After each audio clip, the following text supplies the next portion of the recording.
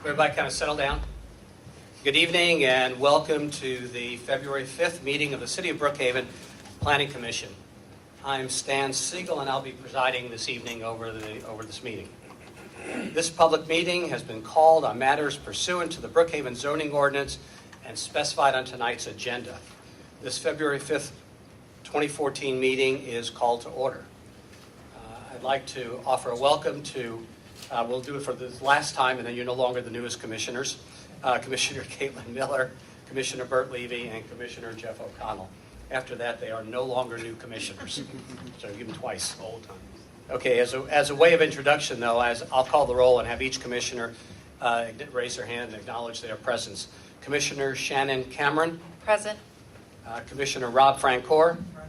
Commissioner John Funny. Present. Commissioner Jeff O'Connell. Present.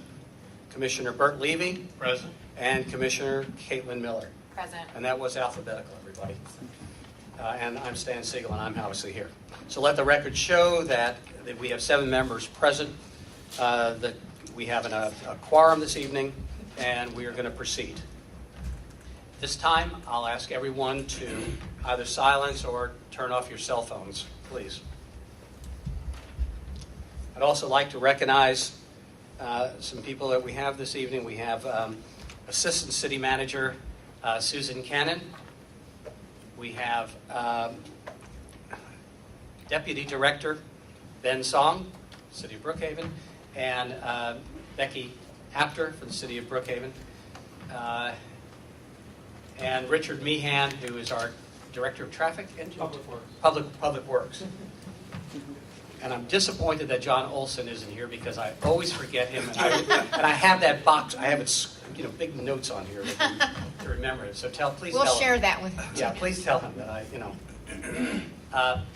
there should be a number of copies of the agenda and other related documents in the back of the room as you entered. And again, if you're going to make a comment this evening, you'll need to have filled out a card and turned it in. It kind of helps us, and we need to. And then when you come up, we'll kind of go over the procedures again before you come up to speak. But we'll ask you to give us your name and your address so we can kind of get a feel for where you live and what you're, as you present your position. So this planning commission is established by the Code of Ordinances of the City of Brookhaven. Our purpose is to conduct public hearings on land use, zoning changes, code text amendments, and other related matters. The Planning Commission's actions are not final, and all final determinations are made by the City Council and the Mayor. So what we do tonight is we hear the case, we hear you, we make a recommendation to the City Council. And the City Council in this case is going to be, the date is, I forget, I'll tell you in a second. It's February 25th. February 25th. So our recommendations this evening will go to the City Council for their final action on February the 25th. I'd also like to say that in making our recommendations this evening, the commissioners will do their utmost to balance the land use with the interests of the applicant, the neighboring community, and the entire city of Brookhaven. The commissioners are all, intimately familiar with our city. I suspect every one of us is driven by that property today 2 or 3 times. I thought the police were going to come out, and I sat there so long and circled so many times. And although not everyone tonight's going to agree with what we decide or what we recommend, please understand that every member is voting their conscience and trying to do the right thing to make Brookhaven a better place to live and work. I actually saw an email from someone that suggested that if we didn't agree with whatever position they were presenting, that somehow it violated the spirit of our city. And I'd say that the amount of time that most of the commissioners and the staff has spent with neighbors and the applicant and everyone else on this to really understand what the issues are is exactly what we formed the city to do. And that is to give everyone access and to make everyone who is concerned feel a part of the decision-making process. So please just bear with us as we try to do the best we can this evening. So with that, we've called the meeting to order. We've done our roll call. And the first thing on the agenda tonight is the approval of minutes. There's we need approval of the January 6, 2014 Planning Commission work session meeting minutes. And I'll ask if anyone has a motion on that.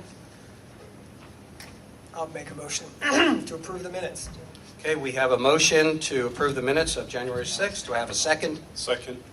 Okay, all in favor of approval of the minutes signify by saying aye. Aye. Any opposed? Okay, so item number 1 is done. We have an item to approve the January 8th, 2014 Planning Commission regular meeting minutes. Mr. Chair, I make a motion that we approve the January 8th Planning Commission regular meeting minutes. Okay, we have a motion. Do we have a second? Second. We have a second. All in favor of approving the January 8th Planning Commission regular meeting minutes signify by saying aye. Aye. Any opposed? Nope. All right, we're okay. Okay, now we have a few organizational and procedural items. The chair of this committee, myself, and the vice chair of this committee, Mr. John Funny, are I guess we've been through our term, and so do we have we'll need to elect a new presiding officer and vice chair. So do we have a motion on that? Mr. Chair, with respect to election to our chairman, we would like to nominate Chairman Stan Siegel. That's me, Ruben. That's you. I would like to nominate Stan Siegel as chair of the Planning Commission for the upcoming year of 2014. All right, thank you. Second. Do we have a second? Good. All in favor? Aye. Any opposed?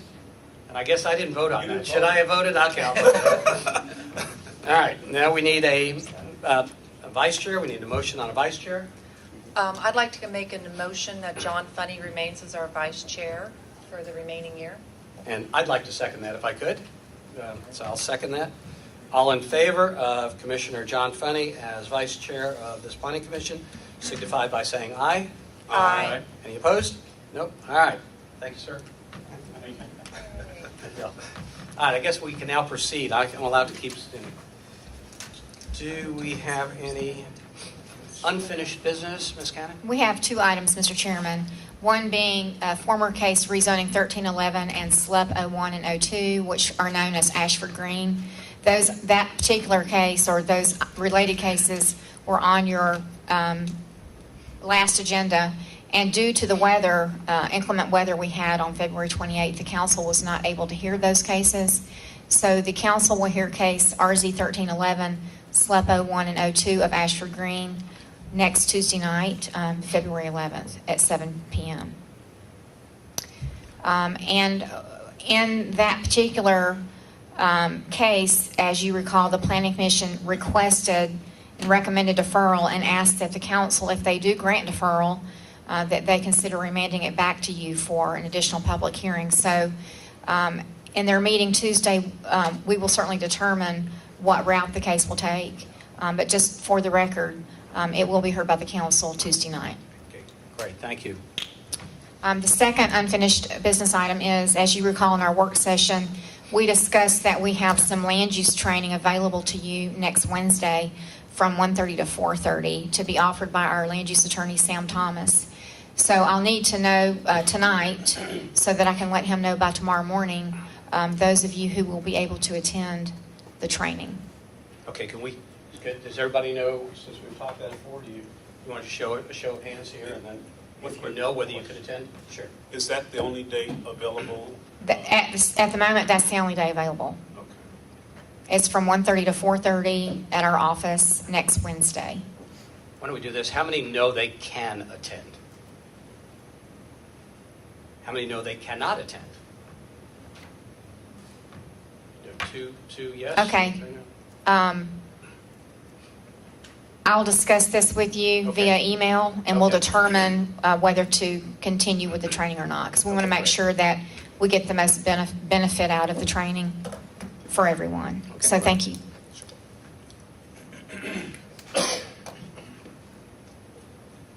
Okay, any other unfinished business? No, sir, thank you.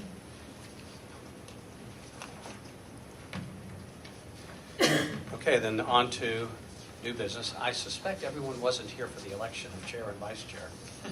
So, all right, so tonight we, before we take up the new business, the RZ 13-15, let's go through for those who have not been through one of these before. And if you had, you probably hadn't been through with the city of Brookhaven. So we'll give you kind of an update on how we're going to do it. This is just a briefing on. So the first thing that's going to happen is the city staff, Mr. Song and Ms. Cannon, will present a summary of the item and any recommendations or findings they have on RZ 13-15, the zoning application request that's before us. After they get to speak, the applicant or their representative will then have up to 10 minutes to present the application to us. They can use all 10 minutes and sit down, and that's the end of it. They can use a portion of those 10 minutes and reserve the remaining part of the 10 minutes for a rebuttal at the end of the public hearing. We'll then have public comment for 10 minutes, for an equal amount of time, 10 minutes.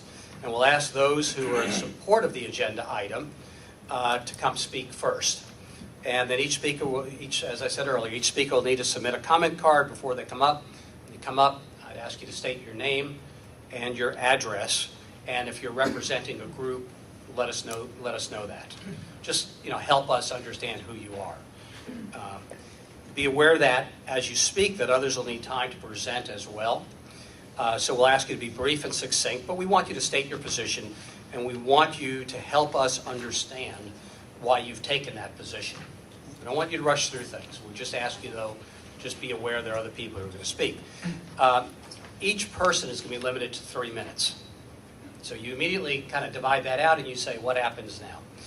We want to hear it. We want to hear everybody if we can. So as long as we're not getting repetition, we're not getting to hear the same thing over and over again, we can entertain. We're not required to, but we can entertain extending it. But if we extend it to those in opposition, we will also extend it to those in support of the position. Because we're going to be perfectly fair. We're just trying to understand why people are taking the position they're taking on this action. Okay? Then we'll close the public hearing, and the commissioners will then have an opportunity to ask the staff or anyone who's presented questions. So bear with us as we try to remember if you've come up and we want to ask you a question, we'll try to remember your name and just help us out here. And then the commission will spend some time asking each other questions if we need to try to come to a resolution on this that is in the best interest of all parties and the future of the city of Brookhaven. So does that make sense? I'm also going to remind the commission members that, because I think some of this sometimes we get heated sometimes, although we're pretty good about it, there's really can be no crosstalk. So when we start the discussion amongst ourselves, kind of get my attention, and I'll recognize you, and then I'd ask that you address your comments generally to me. Now, we're not going to be so formal about it that we can't have a discussion, but we want to make sure we're talking on the issue, and we're talking to the issue and not to each other. Make sense, everybody? Okay. Let's see if I got anything else. So with that, I'll ask, who's it, Ben? So Ben Song, if you'll present. Thank you, Mr. Chairman. The case before you is RZ 13-15. The applicant is Atlanta Reserve Enterprises, LLLP. The property is located at 1296, 1302, and 1304 Kendrick Road, 18th District, Land Law 241. The subject property is currently 1.176 acres in size. The applicant is requesting to rezone the subject property from R100 to C1 for construction of an accessory parking lot for an adjoining existing business and proposed expansion. The subject property, again, is located on the north side of Kendrick Road, west of its intersection with Peachtree Road. The site is currently developed with 3 single-family residences that are accessed by individual curb cuts along Kendrick Road. The subject property is bordered to the north by C2 zoning, which is currently occupied by a self-storage facility. To the east by several commercial uses that are zoned C1. To the west is a personal care home that's currently zoned R100. And to the south are existing residential uses zoned R100 as well. And to the southeast is an existing Shell gas station zone C1. Again, the request has been made by the applicant to rezone from R100 to C1 as they are requesting to expand their business per the requirements of the BPOD overlay district. And they would like to extend the I'm storefront. sorry. And This is the full name, it's Brookhaven Beach Oh, Street. I apologize. So everybody knows. Thank you. I apologize. Brookhaven Peachtree Overlay District. Okay, thank you. I just want to make sure Apologize. everybody knows what we're talking about here. And again, in order to expand the existing business, and in this case, the existing business that I'm referring to is Nuts and Berries, which is located on the northwest corner of Kendrick Road and Peachtree Road. And as you can see, I apologize. And as you see, per the submitted site plan by the applicant, they will be implementing a 50-foot transitional buffer to the west, directly adjacent to the personal care home. You also see that there's a water detention area that's being proposed adjacent to that buffer area. That is to capture the water runoff that may be associated with the parking lot that they're proposing. In addition to, you'll see there's a 10-foot landscape strip and additional 8-foot landscape strips that are internal to the parking lot itself. In addition to the conditions, which I will go over, the department would also note that newly constructed parking lots are required to comply with the parking regulations and also the landscaping requirements within our zoning ordinance, specifically section 27-766 and 27-753, respectively, again, within the city's zoning ordinance. Quickly going over the standards and factors. The subject property is identified on the future development map in DeKalb County's comprehensive plan, which has been adopted by the city of Brookhaven as a traditional neighborhood character area. The traditional neighborhood character area, as described, is to maintain a predominance of neighborhood-scale commercial uses and identifies neighborhood serving retail as a primary land use. The proposed request for the C1 zoning district is not identified as a compatible zoning district for the traditional neighborhood character area. Alternatively, there are other zoning districts such as NS, which would be conforming to the established policies for the area, allowing for the accessory parking lot in conjunction with expansion of an existing neighborhood retail use, in this case, Nuts and Berries. Staff has found that subject property could be suitable for an accessory parking lot to serve an existing neighborhood retail use in light of the mixture of institutional and commercial uses abutting the property, and if the appropriate buffer is installed, and if the appropriate buffer is provided. However, the proposed request for the C1 zoning district is not identified as a compatible zoning district for the traditional neighborhood character area. Approving the property as NS would allow for a zoning district and use that would be suitable for the area and function as a transition between existing commercial and residential uses. Furthermore, with proper conditions to establish an enhanced vegetative screen along the associated frontage of the parking lot adjacent to Kendrick Road would further mitigate impacts to residential uses located to the south. Staff has also found that it would appear that the subject property has a reasonable economic use as currently zoned. The proposed accessory parking lot with proper conditions to ensure compatibility with existing commercial, institutional, and residential uses found in the area would not adversely affect the usability of nearby properties. The proposed request for the C1 zoning district is not identified as a compatible zoning district for the traditional neighborhood character area. Approval of the property for NS would further reduce impacts to the neighborhood by facilitating the removal of uninhabitable residential structures and a non-conforming parking area, and will establish a 50-foot transitional buffer to the west and enhance landscaping along Kendrick Road. The proposed C1 will not be suitable at this location, as it is identified in the comprehensive plan as an incompatible zoning district for the character area. However, there are existing commercial uses that extend the full length of the northern and eastern property line adjacent to the subject property, and a personal care home currently existing to the west. The implementation of the transitional buffer to the adjacent to the west property line and enhanced landscaping to the south as a result of approving the subject property under the NS zoning district would provide the necessary transition from the subject property to the residential uses found in the area. Additionally, the subject property would be conditioned for use as a parking lot only and function used as a parking lot only and function to provide off-street parking for expansion of an existing business, further suggesting that the proposed development may be suitable at this location under the NS zoning district. Staff has stated that there are no such historic buildings, sites, districts, or archaeological resources identified by the applicant or by staff to be on or near this property. To date, the City of Brookhaven has not received a response from DeKalb County offices or the DeKalb County school system. The development of an accessory parking lot for expansion of existing business under the NS zoning district would not cause excessive or burdensome use of existing streets, transportation facilities, utilities, or schools. And as you can see, department comments were provided as well. I'll quickly read out the Public Works comments. They've stated driveway modifications on Peachtree Road will require GDOT permit. The Peachtree Road entrance will be restricted to a right turn in only. The handicap ramp on Kendrick and Peachtree shall be updated as necessary. The installation of a stormwater management system is required, which may include detention, water quality, channel protection, and downstream analysis to the 10% point. Additionally, post-construction stormwater facility maintenance agreement will be required. The comment from police stated that the development should have no impact on current police services and will not require additional personnel. Based upon the analysis provided by staff, the recommendation per the Community Development Department is for denial of RZ 1315 as proposed from R100 to C1. However, we have provided an alternative recommendation suggesting the NS zoning district for an accessory parking lot in relation to the existing business and potential expansion of the business itself. And as part of the recommendation, we have identified 12 conditions, and I'll quickly go over the conditions with you. Condition number 1, the subject property is to be developed in substantial accordance with the site plan submitted by the applicant, dated January 2nd, 2014.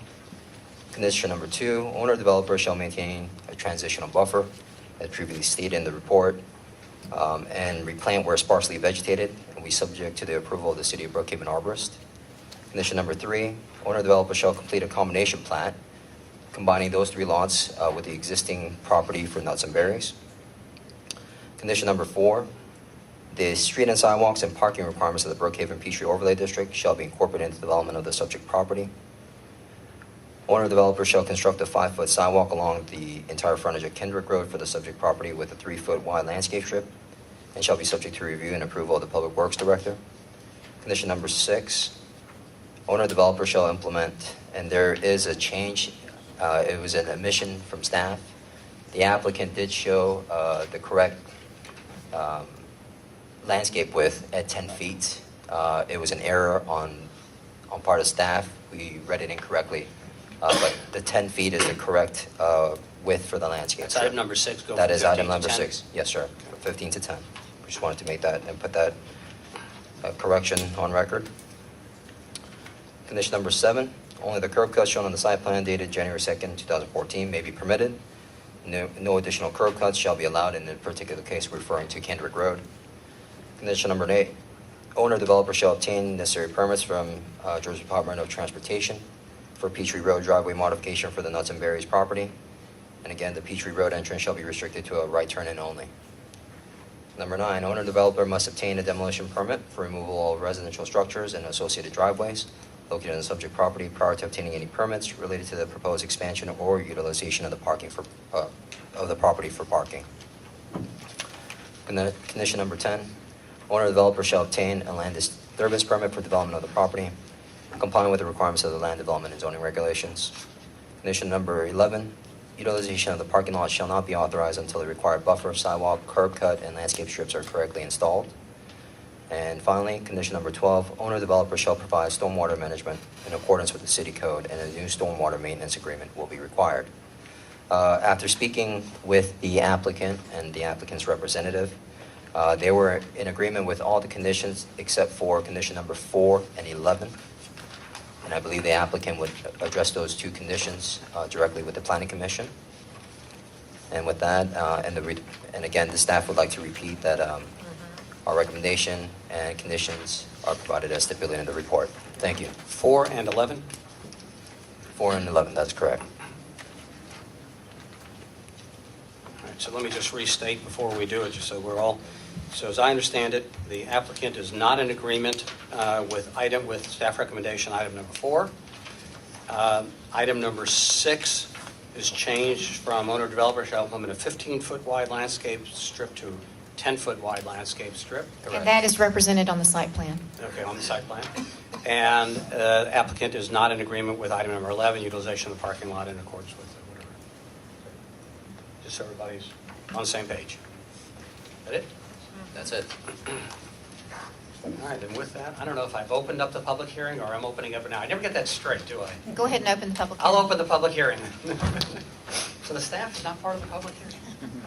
All right, well, in that case, I will open the public hearing at this point. I'm not going to use my gavel. And I'm going to ask the applicant or their representative to come up, identify themselves, and again, you have 10 minutes or any part of there, and you can reserve the rest. So. I have too many papers with a tiny little ledge here on your podium. That's right, I keep switching back and forth in my book to, you know, to Good find evening. the place. My name is Linda Dunleavy. I am representing the applicant in this case. I am here with Mark Kick, who is seated back here. Mark, just kind of identify yourself so that if you have any questions at the appropriate time, Mark is available to answer those. As I said, I represent the applicant. I have had the privilege of representing the applicant since yesterday morning. So I am going to hand out to you We had somebody come up here, by the way, who said they represent the applicant for the last 5 minutes, so. Okay, well, I've got a step up then. I would like to approach with the permission of the chair and hand out some additional pictorial kind of information, even though I know that the Planning Commission members are probably very familiar with this property. Because I was retained yesterday morning and I'm a very visual person, it sort of helped me understand what we were grappling with by putting together this. If you give one to Ben. Yeah, I already have. I'm not sure, quite honestly, that there is enough for all of you, so if you don't mind sharing, that would be great too. Okay. As you know, Mark Kick is the owner of the subject property, which are the 3 residential lots at issue in the zoning. He also owns Nuts and Berries, which is the adjoining business at 4274 Peachtree Road. And it's Nuts and Berries that really is driving this application. Nuts and Berries has been in existence for in excess of approximately 20 years at this location.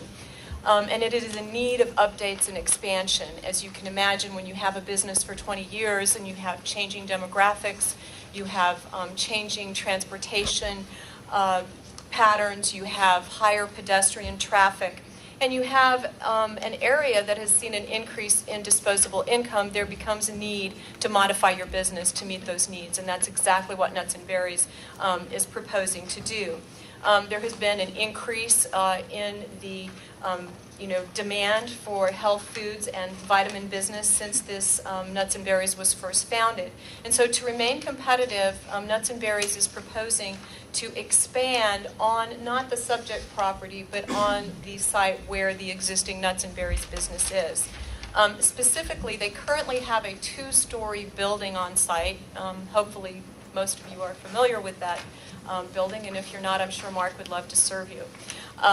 It is a 5,800 square foot 2-story building, which has a health food store. It has a small restaurant in the rear, and it has office space on the 2nd floor. What Mark would like to do is expand that 5,800 square foot space by putting a 2-story addition on the front of the building. That addition would be approximately 2,000 square feet, and it would allow for a more sort of pedestrian-oriented feel, in addition to obviously allowing Mark to expand his interior space, but more of a pedestrian feel. Right now, Nuts and Berries is set back quite a ways off of Peachtree. To be consistent with the Brookhaven Peachtree Overlay District, he would like that 2-story building to have a patio with a small seating area out the front, right off of the sidewalk on Peachtree. And I think that there are some conceptual renderings in your package showing exactly what it is that he wants to achieve with that addition. However, with this addition, he would lose a minimum of 7 parking spaces. If you've been out there and you've looked at the materials, you probably already know that parking's pretty tight as it exists now for that building. If you expand it with 2,000 additional square feet, you're going to need additional parking. There are 23 spaces currently for the business, but if he expands with this 2,000 square feet, he would have to change the parking to comply with modern standards, which would eliminate additional parking that's already there, such that he would be approximately 10 to 16 spaces shy of what the Brookhaven Peachtree Overlay District requires. Fortunately for Mark, 20 years ago, he had the foresight to acquire these 3 residentially zoned pieces of property, and it is those residentially zoned pieces of property that he proposes to use for the expanded parking that he would need to put this 2,000 square foot addition on the front. And this would provide him with sufficient parking to meet the BPOD requirements. We believe that this parking lot is in keeping with the surrounds, and that's why I have provided you with my somewhat rudimentary handout to just sort of give you a better sense of the lay of the land. The first page is the Brookhaven Overlay District, and you can see with the little arrow and the dot that I artfully drew in the center of the paper that that's where the subject property is. It is right outside the BPOD district. And to the front of that, where the dot is the approximate location of Nuts and Berries. If you turn the page, you will see some Google aerials that show you the frontage of Nuts and Berries and show you the approximate location of where he wants to put this 2,000 square foot addition. The third page shows you the aerial view of the surrounds of this property, and as you're familiar with this property, if you turn to the fourth page, you'll see a little closer rendering of what exactly surrounds this property. To the north, you've got Thrive Fitness, you've got a flower shop, and you've got a public storage building. Actually, you've got 2 very large public storage buildings. To the northwest, you've got the rear of town Brookhaven apartment complexes. To the south, you've got the Shell gas station and a car wash. If you turn to the pictures, which are labeled, and I'll let you peruse them because I see that my time is running out, you will see how this property looks from various angles on the street. The first picture, I think, is very telling. It shows you the residential structure on the south side of Kendrick looking down into the hole, which is the subject property, and you can see the chimney of one of the existing houses, which would be demolished. So Mark's proposal essentially is to demolish the 3 existing houses and put in a parking lot to serve his business. I know that some of the neighbors oppose this application for a variety of reasons, and I will not pretend to put words in their mouth and tell you why they oppose it. But I do believe that the staff recommendation goes a long way to minimize any concerns or ameliorate any impact that this project may have on the surrounding neighborhoods. Staff is recommending that rather than C1, this property be zoned NS, which is a down zoning from what is being requested by the applicant. We met with staff yesterday, and we do not have any objections to the NS zoning. We do have a couple things that we would like to identify with respect to the conditions. As represented by Mr. Song, the owner would agree to the conditions as stated exactly in conditions 1, 2, 3, 7, and 10 and 12. With respect to the remaining conditions, we're fine with number 6, so long as it's clear that the 10-foot landscape strip runs from behind the sidewalk. And there's also a reference to a 3-foot landscape strip. I think that's more accurately called a planting strip, which would run between the back of curb and before the sidewalk. So you've got a 3-foot planting strip, 5-foot sidewalk, 10-foot landscape strip. If that's what the staff is intending, we have no objection to that condition. As to condition number 4, there is a requirement that the staff wishes to impose on us that we comply with certain BPOD requirements. We're fine with complying with the BPOD requirements that are not in direct conflict with other conditions that staff has put in. And we're fine with complying with the parking and landscape conditions that are in the following sections. And I have had some email exchanges with Mr. Song, and I think staff may be in agreement with this massaging of that condition. The conditions that, the sections of the BPOD that we would comply with would be 27, 728, .15.8 sub D, and .15.110 sub D, E, and F. As to condition number 11, we would just ask that a word be inserted before parking lot, and that word be new, to make it clear that that condition does not restrict us from using any existing parking on site, that it is limited to the new parking lot that would be put in pursuant to this application. We understand that there is one representative here from Brookhaven Peachtree Community Alliance who may wish to speak in support of this application, so I will give him 45 seconds.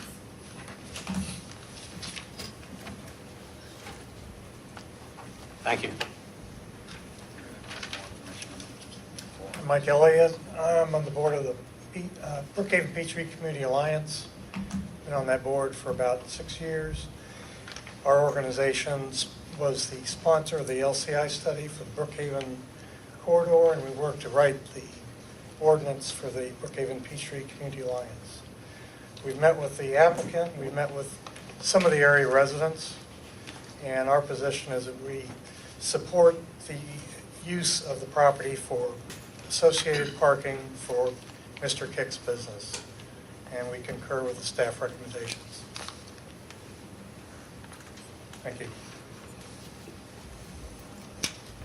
And you're here representing the VPCA? Yes.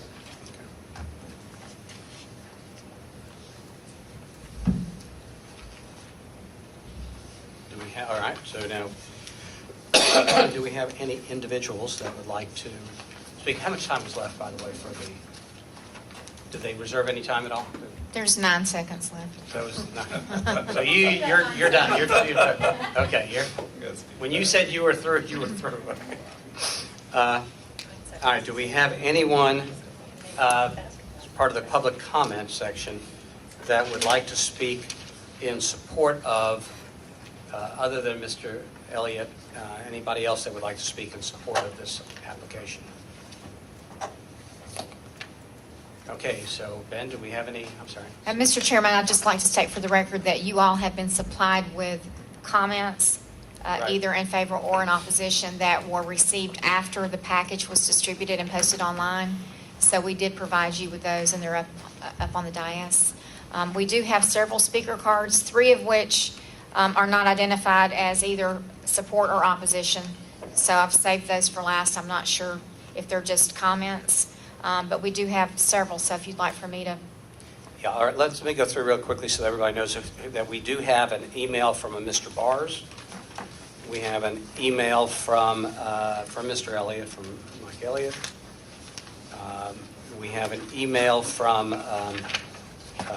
Jeff Keller. And we have on record an email or a letter or something from Ms. Joel Putterman, who is the, as well. Whether it was, I think that was all this week. Just to clarify, the email that you're referring to from Mike Elliott, I don't know if you were referring to the Brookhaven Peachtree Community Alliance letter as well? No. Okay. There was a separate email from him Wednesday, January 29th to you. So I think we've got everything. That's actually in your package, I believe. Yeah, Yes. it is. So that's just so that everybody knows that's the documentation we've got right now. So how many altogether? Sorry.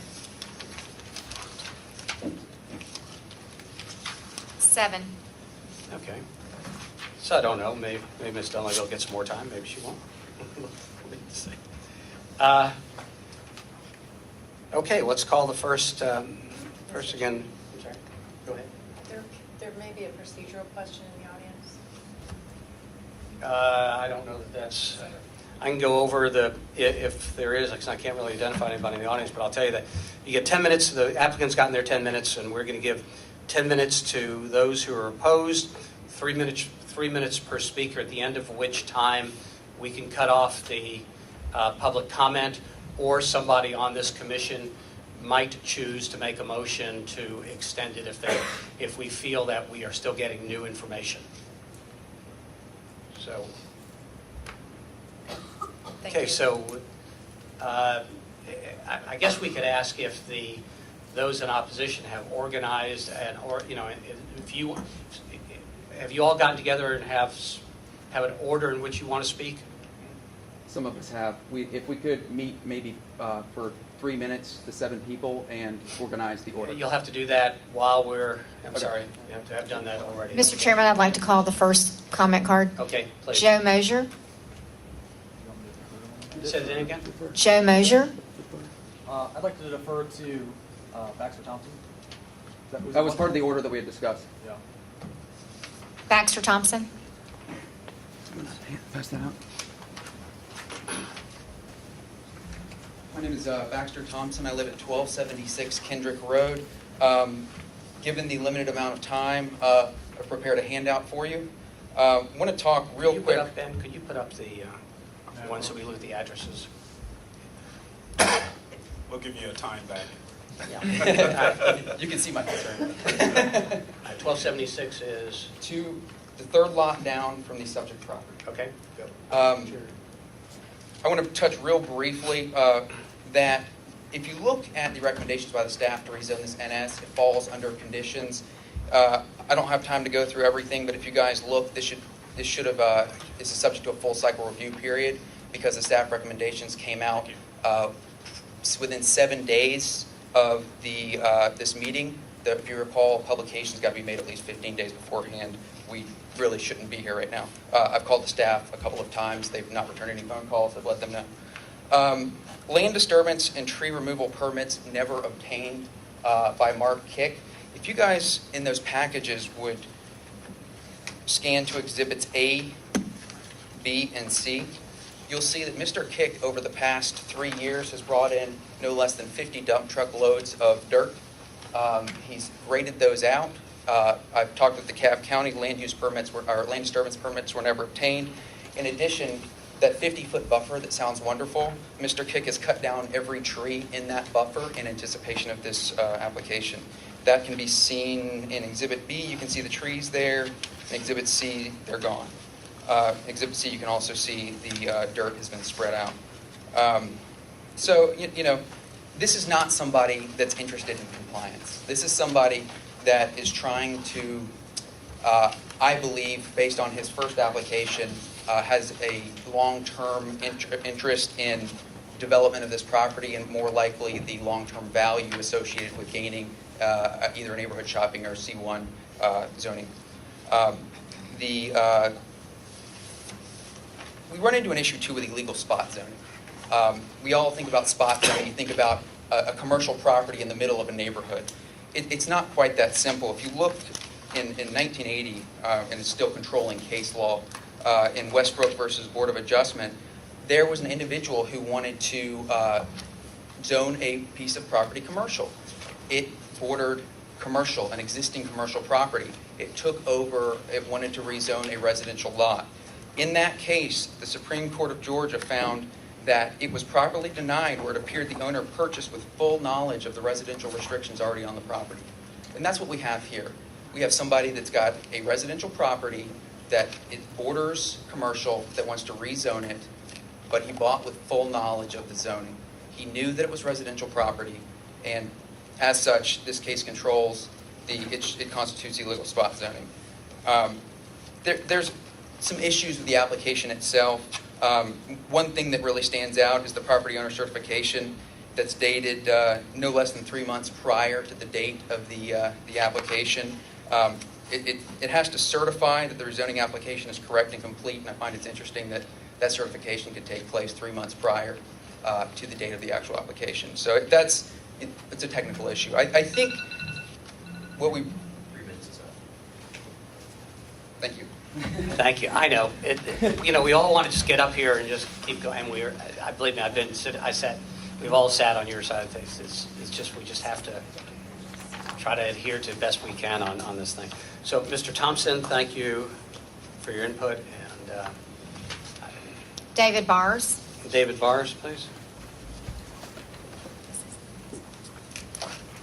I'm Dave Bars. My wife and I live at 1299 Kendrick Road, which is directly across from the property. We moved into the neighborhood with the expectation that existing residential zoning would remain in place. We invested a lot of money in to transform an ugly foreclosure into what is now a beautiful home, and to and we expected that that would be in a well-established city where it was, where we would enjoy peaceful living in a nice, quiet city.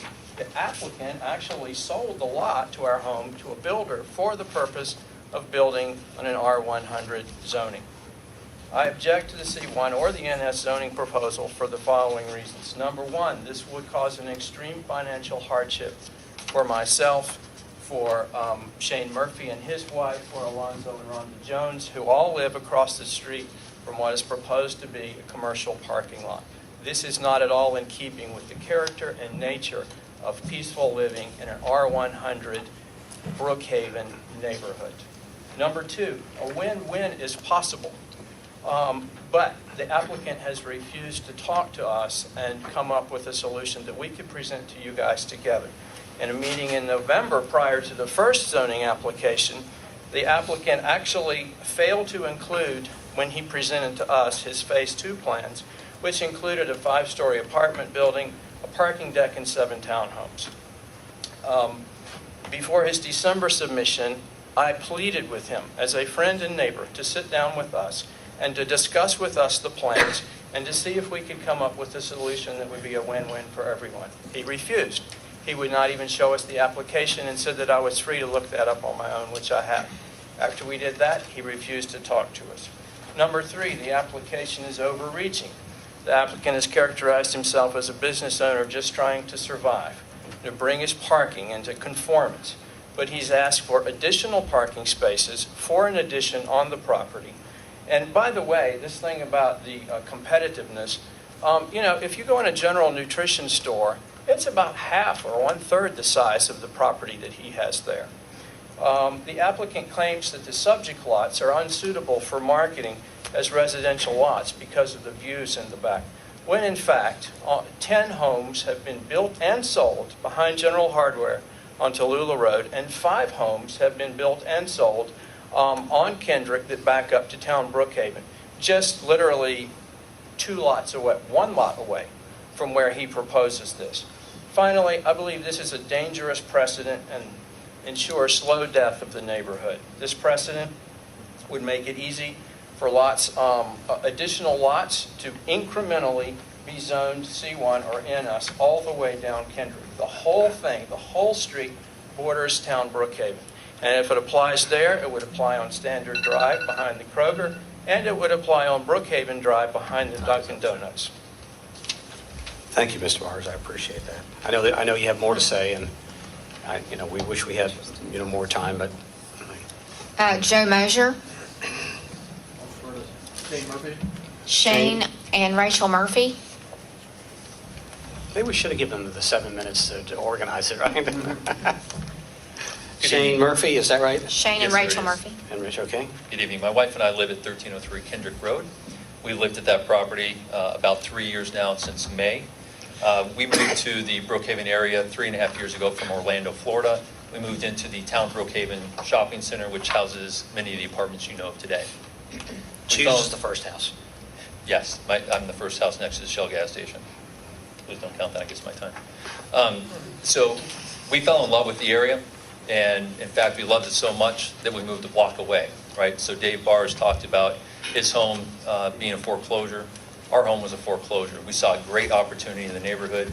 We knew the properties across the street were dilapidated, although there were tenants that were living in there, and most recently, one of the structures that was listed as uninhabitable, tenants just moved out within the last 6 months or so, and there's a tenant that still currently lives on at 1304. That tenant in 1304, as Baxter Thompson talked about the lot being cleared, the 50-foot of all the trees being cut down, that tenant, in fact, cut all those trees down. That's part of his business.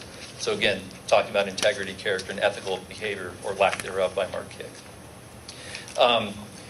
When we bought our home, we were fully aware that on 2 of the 4 sides, we were surrounded by C1 commercial. We fully intended or thought that across the street where there were residential, it would continue that behavior. Much as Dave alluded, we've had probably 12 or 15 homes built on Kendrick and Tallulah alone that back up to commercial property, yet that continues to happen. Old homes are torn down and new ones are built. No issues, no trouble selling those homes. Within the last 6 months, Mark Kick talked about building homes on those 3 lots. So I'm not sure what changed within the last 6 months that would cause him to change his mind. Again, talking about character, ethic, and integrity violations, in my opinion. We've addressed the trees. There was a tree at 1296 when we had a lot of the rain last spring, started falling over into the road on Kendrick. Many cars go up and down, as you alluded. You drive on that road as well. Many people run up and down that road, walk. That tree started falling over. Mark Kick was notified that it was falling over and deferred and said, when it falls over, it'll be the city's responsibility. He let it fall over into the street, obstructed traffic going through. Alonzo Jones, who lives right on the corner as well, that tree fell into his driveway where he has a young child. If that child had been in the street, the child would have been hit by that tree. Again, the community went back to the corner of his property at Nuts and Berries where there's a tree obstructing the view, pulling out onto Peachtree, where I personally witnessed a car accident at that location because it's a hazard. He failed to cut down a bush that was obstructing the view, which was a safety hazard, could be causing other accidents, if not injury or death. I took it upon myself to go over there after numerous complaints, and I cut it down and let them know I was going to do it. One part I do want to throw in here, from an overall impact perspective, there will be increased traffic.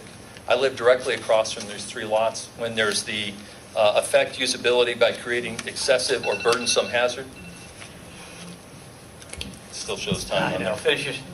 Yeah, where it shows effective usability by creating excessive or burdensome hazard, me pulling in and out of my home on a daily basis in my garage is going to be a burden. Okay, right? Thank you, sir. I appreciate that. Again, I'm sorry that we have clocks, right? I mean, that.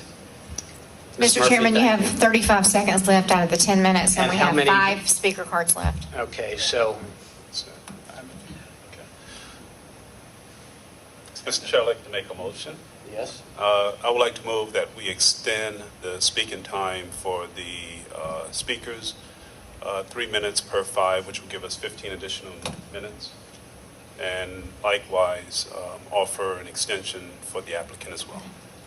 Okay, so we have a motion to amend our procedures to add 15 minutes for those who are opposed to this application and to give 15 minutes to the applicant and their representative as part of it. Do I have a second on that? I'll second that. Is there any discussion on that issue? Okay, all in favor of amending our procedures, signify by saying aye. Aye. Any opposed? Okay, next speaker, please. Joe Keller. Jeff Keller. This is Jeff. Hello, Mr. Chairman, ladies and gentlemen of the commission. Thank you for the opportunity to speak. My name is Jeff Keller. I live at 2706 Osborne Road. I have one simple point before. I'm sorry, give the address again? 2706 Osborne Road. I have one simple point, but before that, would it be appropriate to ask those in the audience who oppose No. rezoning to stand? No, I'm afraid not. Okay.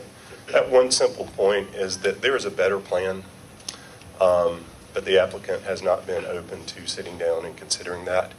I find it interesting or somewhat confusing that Mr. Elliott would speak today in favor. He told me 2 days ago that he thought there was a better plan and a better way to do this.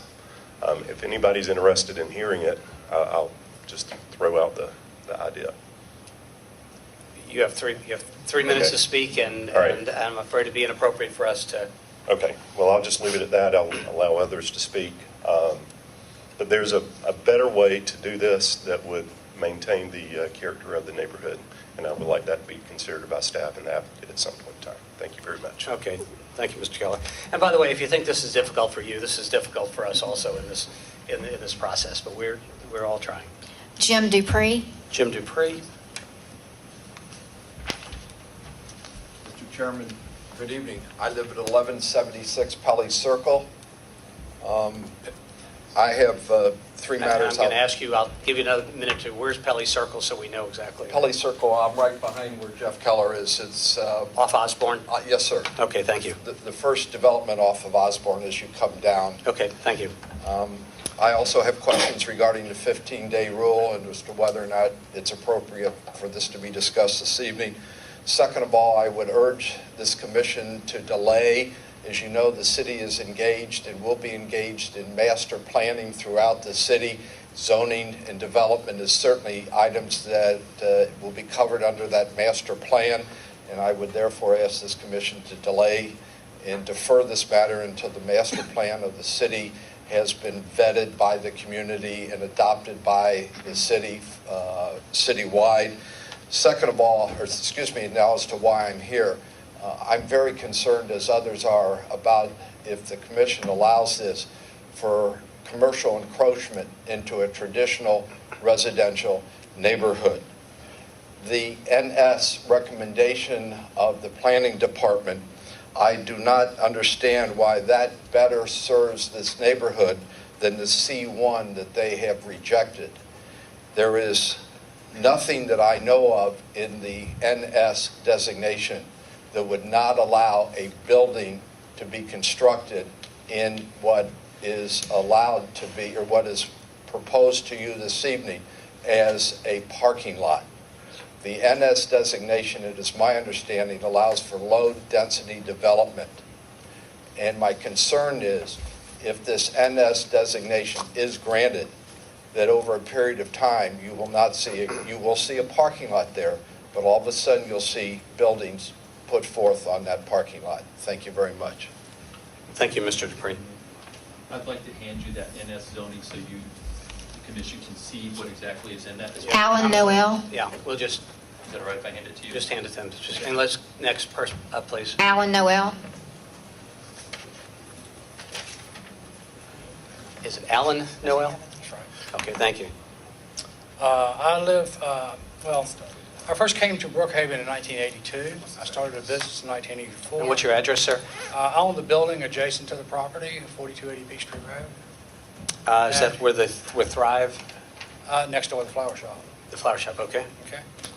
And that was pre-Mark Cook, and everything was going on just fine until Mark Cook moved into the neighborhood and brought down his wrath upon us, which made our lives pretty miserable.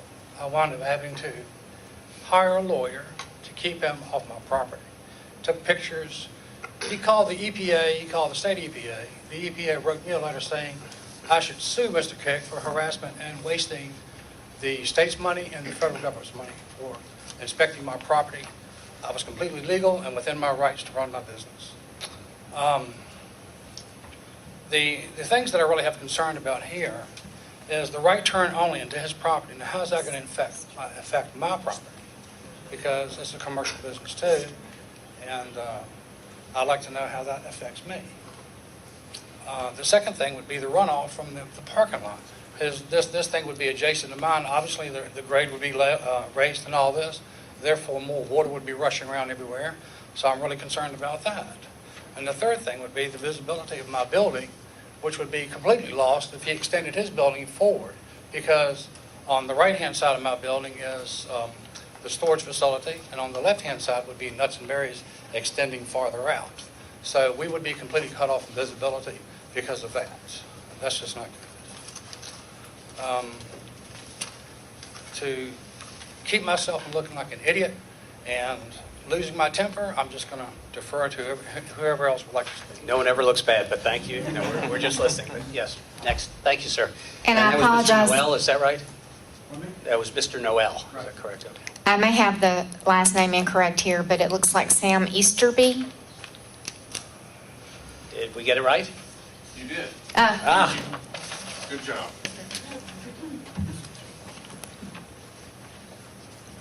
My name is Sam Easterby. I live at 2773 Grove Street, which is off of between Kendrick and Osborne. Okay, off Tallulah or in Yeah, just what would be west of Peachtree and just. Sure. Yeah. Okay. Gotcha. So informal comments based on what I've learned this evening, and just a couple of points that I'd like to be considered. Sure. Since I've lived in my home there on Grove Street since 2001, I've seen, and by the way, I do have a tremendous amount of respect for the applicant's industry and the business, and realize the competitive nature that he's trying to deal with. But the tractor trailers supplying his store rolling through my neighborhood are something that is not acceptable. And those tractor trailers have actually taken down power lines in the past. Well, only once, so I shouldn't say many times. My concern really is that when I look at the information I've seen so far, what I see is an expression of an intent to expand a current retail business. What I see in the actual store and the property itself is a small retail store on the front of a building that has a restaurant on one side and a loft space that's utilized as a studio on the second floor. I don't see a clear intent to expand retail. I see a potential for creating something else there that we don't have the full clear picture on. So I'm opposed to this as I see it now, because what I perceive to be the increased amount of tractor trailer traffic through the neighborhood, as well as an unexpressed and not clear intent with regard to the use of the C1 property down the road. Thank you. Okay, thank you, Mr. Easterly or Easterby? B. Easterby. Okay. How We many have got? two more. We had Two more? one just added, Joe Mosier. Okay, and since we have a limit on the time we've extended, so watch how much time altogether. How much time do we have? 8 minutes and 44 seconds. Okay, And you have one more. so you'll have 3 minutes. Thank you. My name is Joe Mosier, and I live at 1282 Kendrick. I'm right between Baxter Thompson and the illegal or illegally run and operated nursing home, but I guess that's for a different time and different place. My property is the long orange one. I was the car sitting in front that they called the police. No, that Yeah, was. well, if you sat there long enough, you'd see plenty of fire trucks, Yeah. ambulances, and everything else disturbing all the neighbors. The main thing that I wanted to kind of reiterate that Mr. Bars had brought up was just the precedence that this sets. If these three properties are allowed to be zoned commercial or neighborhood shopping, I live directly across from another property with pretty dilapidated and knocked down type buildings. Now, I'm originally from Wisconsin, so I say kitty corner, but I think the people down here say catty corner. So what is to stop that property directly across from mine from, let's say, turning into, I don't know, maybe a restaurant type, home restaurant like Basil's off of Far Road, something like that. Now we've got a home there. That whole property becomes another parking lot, and we have cars coming in and out of there. Whereas, the neighbors on Kendrick, Grove, Tallulah, I mean, this is a very walking type community. We're very close-knit neighbors. We do dinner parties. We have young kids. We just did a neighborhood barbecue, and what did we count? 50-some, 60 kids under the age of 5. The last thing we want is more traffic. We've actually signed a petition that we had presented to the city council about shutting the end of Kendrick so it's not a cut-through between Osborne and Peachtree. One of the things I also wanted to bring up was in the packet that was available online on page 33, there was an email between Michael Elliott and Ben Song, and in one of the paragraphs it said, the opposition from most of the area residents is that to protest adjoining commercial contradicts the reality of their home purchase decision and is somewhat puzzling. If you look at all of those properties there, they are all next to residential properties, with the exception of the properties running along Peachtree Road. And, we all know that Town Brookhaven is there, but when I built my house, when Baxter built his house, and when the other two houses down a ways built their houses, there was plenty of woods, plenty of buffer. You couldn't even see Town Brookhaven. And that's what I loved about it. You couldn't see it. I had houses all around me, and I could walk to Town Brookhaven. That's what I was looking for. I'm not looking for, and like Mr. Easterby had mentioned, that is one of our biggest concerns, is that this is not really about expanding, a parking lot for a current business. It's let's get this passed, however we can, C1 or the neighborhood shopping. A couple years down the road, I've got my parking lot. I want to sell a developer from Town Brookhaven comes in, and now they're building a 10-story apartment complex that, once again, is looking into my backyard. Thank you. Thank you. And again, I wish we had all evening, well, we have as much time as we need, but, so thank you, Ms. Mosher, is that what it was, Joe Mosher? Thank you. And lastly? We have 5 minutes and 35 seconds left, and I just had another card handed to me, so now we have 2. All right, so we're going to do 5 minutes, 35 seconds, so 2 minutes, guys, kind of keep in mind, try to help us out here. So, Scott Bryant. Scott Bryant? I'll go 2 minutes. All right, again, I don't want to rush anybody, but, we want you to be heard. My name is Scott Bryant. I live at 2765 Tallulah Drive, so it's just right around the corner. I could chip a pitching wedge over to the property. I live there with my wife.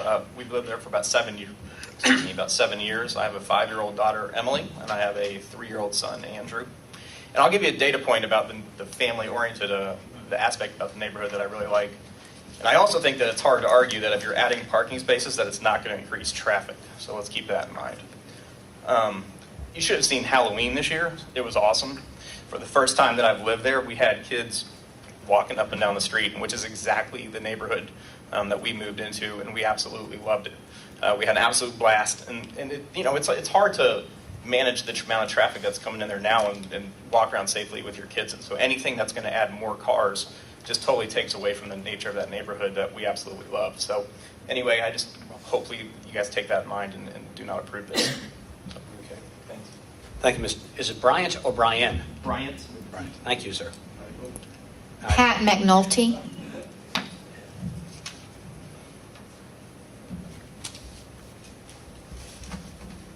So I will be brief also. I live at 2801 Osborne, and there's a cluster of 4 or 5 homes that have been there for probably 15, 20 years. While we're not directly on Kendrick, I think it's important just to leave this group with questions more than statements. First of all, how many of you have actually observed the traffic on Kendrick currently? I'll be glad to raise my hand on that one. You don't have to answer this. I know. That's one. So,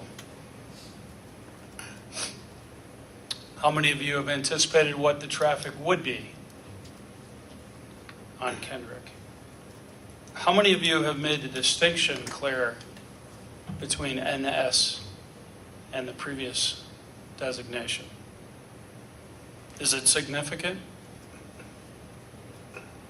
We heard from the applicant that an increase in business is what drives the modification. That was the reason given. Think about if every McDonald's or every Shell station utilized that same strategy. What would that mean for neighborhoods? He talked about, the applicant, its representative, talked about minimizing the impact. To me, that infers that they know that there will be impact. Did you hear that also? The BPCA supports this change, but I never heard why. Did you hear why? I think the community will certainly react when they know that the BPCA supports this, but didn't indicate why. Lastly, what does neighborhood mean to you? Neighborhood typically means kids, trees, and fill in the blank. I'm not sure how any of this creep, which is really what it is, commercial creep, adds to that mission. I would ask you, how does it add to the mission? Each of you.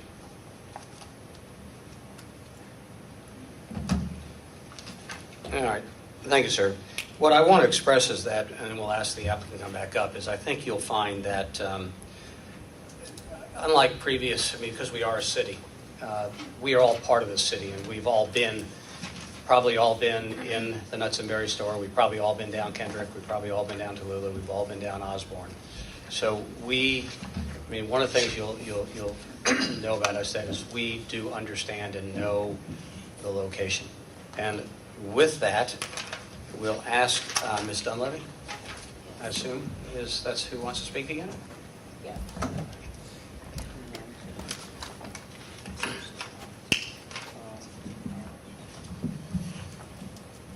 Okay, there have been a lot of issues raised in regards to the opposition, and I will try to touch on the ones that I think are the most salient. First of all, a question has been raised about whether or not this body can make a recommendation based on the staff report, which recommends NS rather than C1. As a matter of zoning law, if an applicant comes in and asks for a specific type of zoning, like in this case C1, the recommending body and the voting body, such as the City Council, can always, on its own motion, approve an intervening category somewhere between the R100, which is the existing zoning on the property, and the C1 that is being requested by the applicant. The NS classification is an intervening category. So I would submit that the staff's recommendation of this intervening category as an alternative to rejecting the C1 is not inconsistent with what this body has the power to do, first of all. You've heard a lot from the opponents about alleged code violations at Nuts and Berries, alleged misbehavior by Mr. Kick. And quite honestly, some of the statements that have been made rise to the level of character assassination, which really should not have any role in a zoning application.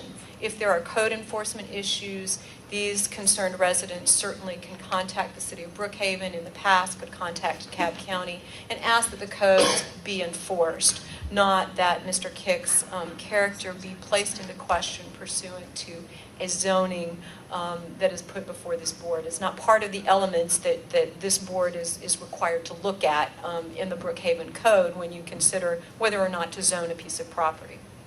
With respect to Mr. Baxter's surmise that by zoning these 3 lots NS, that somehow it would amount to spot zoning under the case of Westbrook. It's interesting, I was involved in the Westbrook case, and in the Westbrook case, what you have is you have a sort of, I can compare it to, a missing tooth in your dental work. That is what spot zoning is, when you are surrounding a piece of property that is zoned residential by commercial, or you're surrounding, in this case, what they're claiming commercial by residential. You just have to take a look at this zoning map and see that zoning these 3 lots would certainly not be spot zoning. It adjoins C1 zoning, it adjoins C2 zoning, and not just one lot in an isolated island. So this is not a situation of spot zoning were this board to recommend NS as a zoning classification. We've also heard a lot from the opposition in regards to their expectations when they moved into this neighborhood in regards to what kind of residential environment they should enjoy for the rest of their lives. And I thought that the last speaker, and I hope I get his name right, Mr. McNulty raised a really valid question. What does neighborhood mean? I think that the opponents are saying that neighborhood means only residential occupants of the city of Brookhaven. And I would submit that that is not really what neighborhood means. Mr. Kick has been a member of this community not only as a resident of the city of Brookhaven, but as a commercial business owner for 20 years. He came into this neighborhood, he came into Brookhaven with certain expectations also.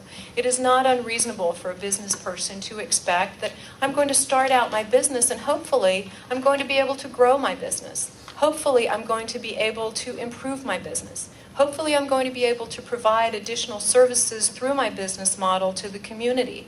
I would suggest that that may be why the land use category for these properties is not a suburban residential land use category, but as stated by staff, is a traditional neighborhood development category. And that category in your comprehensive plan is not to just allow single-family detached residents. The traditional neighborhood development model in your comprehensive plan contemplates not only single-family residents, but the types of businesses that support those single-family residences, such as neighborhood shopping, There is a difference between neighborhood shopping and commercial 1 zoning in the city of Brookhaven. Neighborhood shopping is less intense. It does not allow you to have the height that you would get in a commercial C1 type of development. It has different development standards. It is a less intense category, and I would suggest to you that it's a category that makes sense. You transition from Peachtree, which is your key commercial corridor, down to a lesser commercial classification such as neighborhood shopping, and then you transition down further as you move down Kendrick into the sort of traditional residential type of zonings. And so this neighborhood shopping category that the staff has suggested makes a lot of sense from a planning standpoint, and makes a lot of sense given the as-built environment around this particular property, and makes a lot of sense given that this has a traditional neighborhood development land use classification, not a classification that would only allow single-family residential detached developments.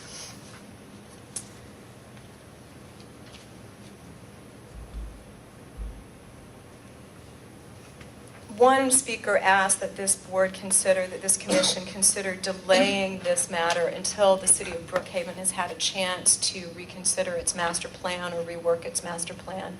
We have a comprehensive plan. We have the Brookhaven Peachtree overlay. If this was a justification for delaying this application, it could be used as a justification for delaying all zonings in the city of Brookhaven, and I suggest that that is really not reasonable under the circumstances of this application. A lot of concern has been expressed also by the opponents as to what really is Mr. Kick's intent. What really does Nuts and Berries want to do? And there's been considerable speculation thrown out as to what his future intent is. I submit to this commission that what is before you is the application, and that application only. Speculation as to what Mr. Kick may or may not want to do in the future is not one of the elements of zoning that this commission should be considering. With respect to the future speculation, I think that the staff conditions, which Mr. Kick has said he's willing to abide by, limit this type of speculation, limit the speculation coming to fruition. The staff recommendation specifically conditions the neighborhood shopping designation on this property being used as an accessory parking lot as per the site plan that's submitted. Now, I'll let Ms. Cannon and Mr. Song speak to that, but my understanding of that is that if Mr. Kick has all of these ideas that the community is afraid of, he would have to come back and modify those conditions. He would have to go through another rezoning process like this. And in light of the vehement opposition that we see here tonight, I suggest, and I haven't really spoken with my client, but he may not want to put himself forward into another cycle like this anytime in the near future. But the conditions would limit the use of this property to the accessory parking for the expansion on the Nuts and Berries property, and he would have to come back. He couldn't just put a building in, as suggested by one of the speakers, should he so desire, simply because neighborhood shopping allows that, because of these conditions. He would have to get a building permit for anything that he puts on the Nuts and Berries site, and anything on the Nuts and Berries site would have to comply with the Brookhaven Peachtree Overlay District requirements and any other requirements that the city of Brookhaven have. I would like to go back a little bit to the expectations of a business owner, because I do think that that's very important. The Nuts and Berries site has been there for 20 years. It fronts on Peachtree, which is a key commercial corridor for the city of Brookhaven. The city of Brookhaven's comprehensive plan, time and time again, talks about wanting to encourage businesses to locate in Brookhaven, encourage businesses to, grow and foster new development within the city of Brookhaven.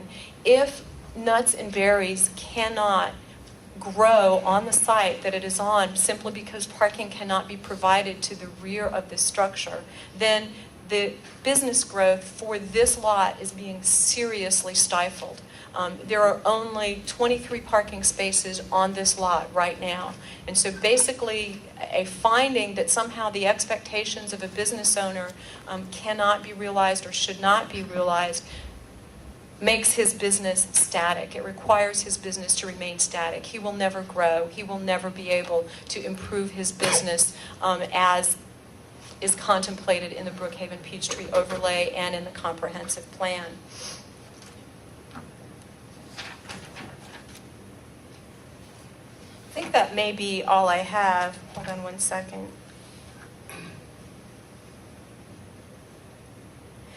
And there was some suggestion by a speaker that there was something sinister about Mr. Kick coming to this body and requesting that he can rezone this property.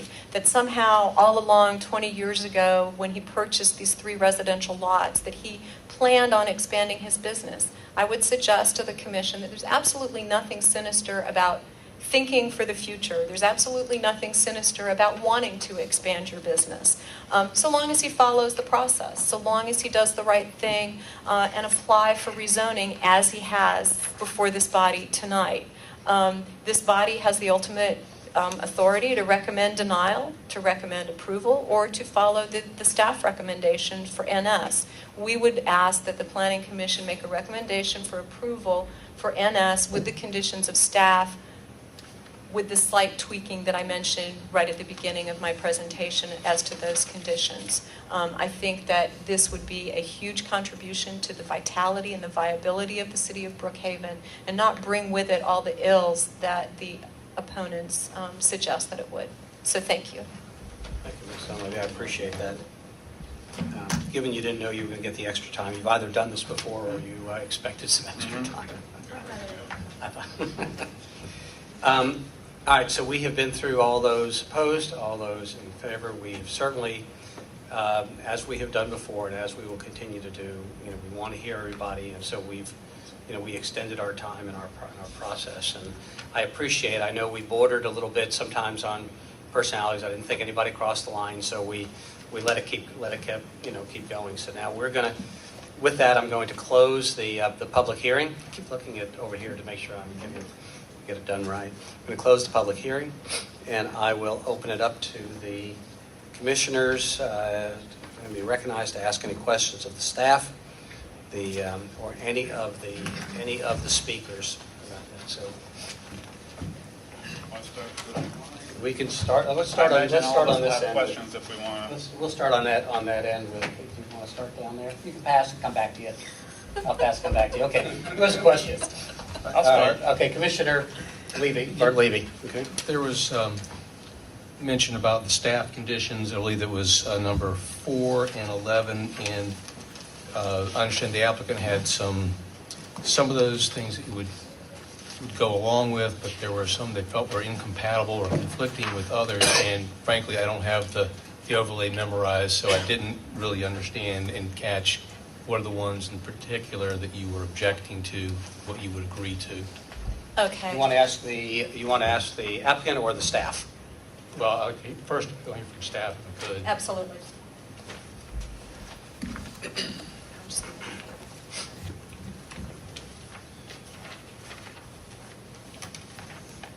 Commissioner Levy, are you asking about the ones that were objected to? Yes. Condition number 4 was objected to in part. We did meet with the applicant, and the condition, as we understand it, should be revised to read as follows. Currently as written, the streets and sidewalks and parking requirements of the Brookhaven Peachtree Overlay District shall be incorporated into the development of the subject property as approved by the Community Development Director.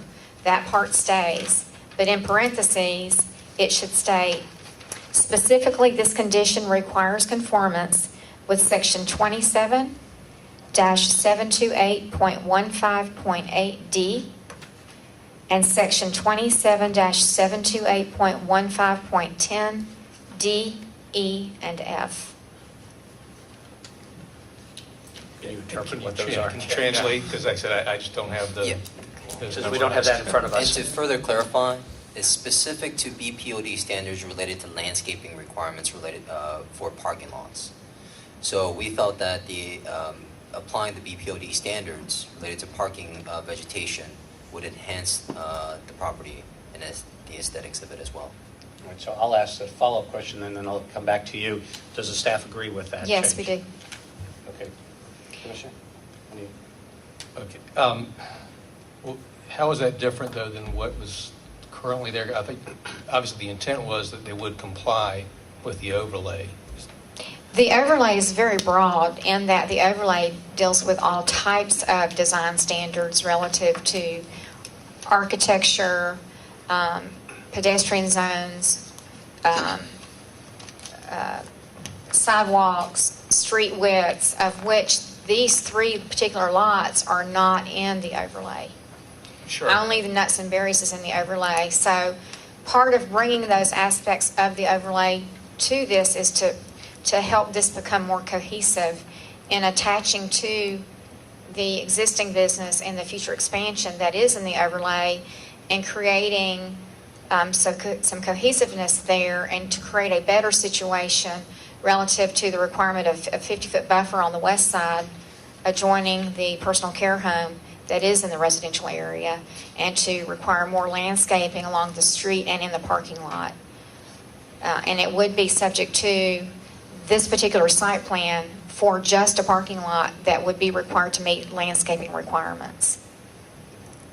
Okay. That's 4. Then the other, The other condition is condition number 11.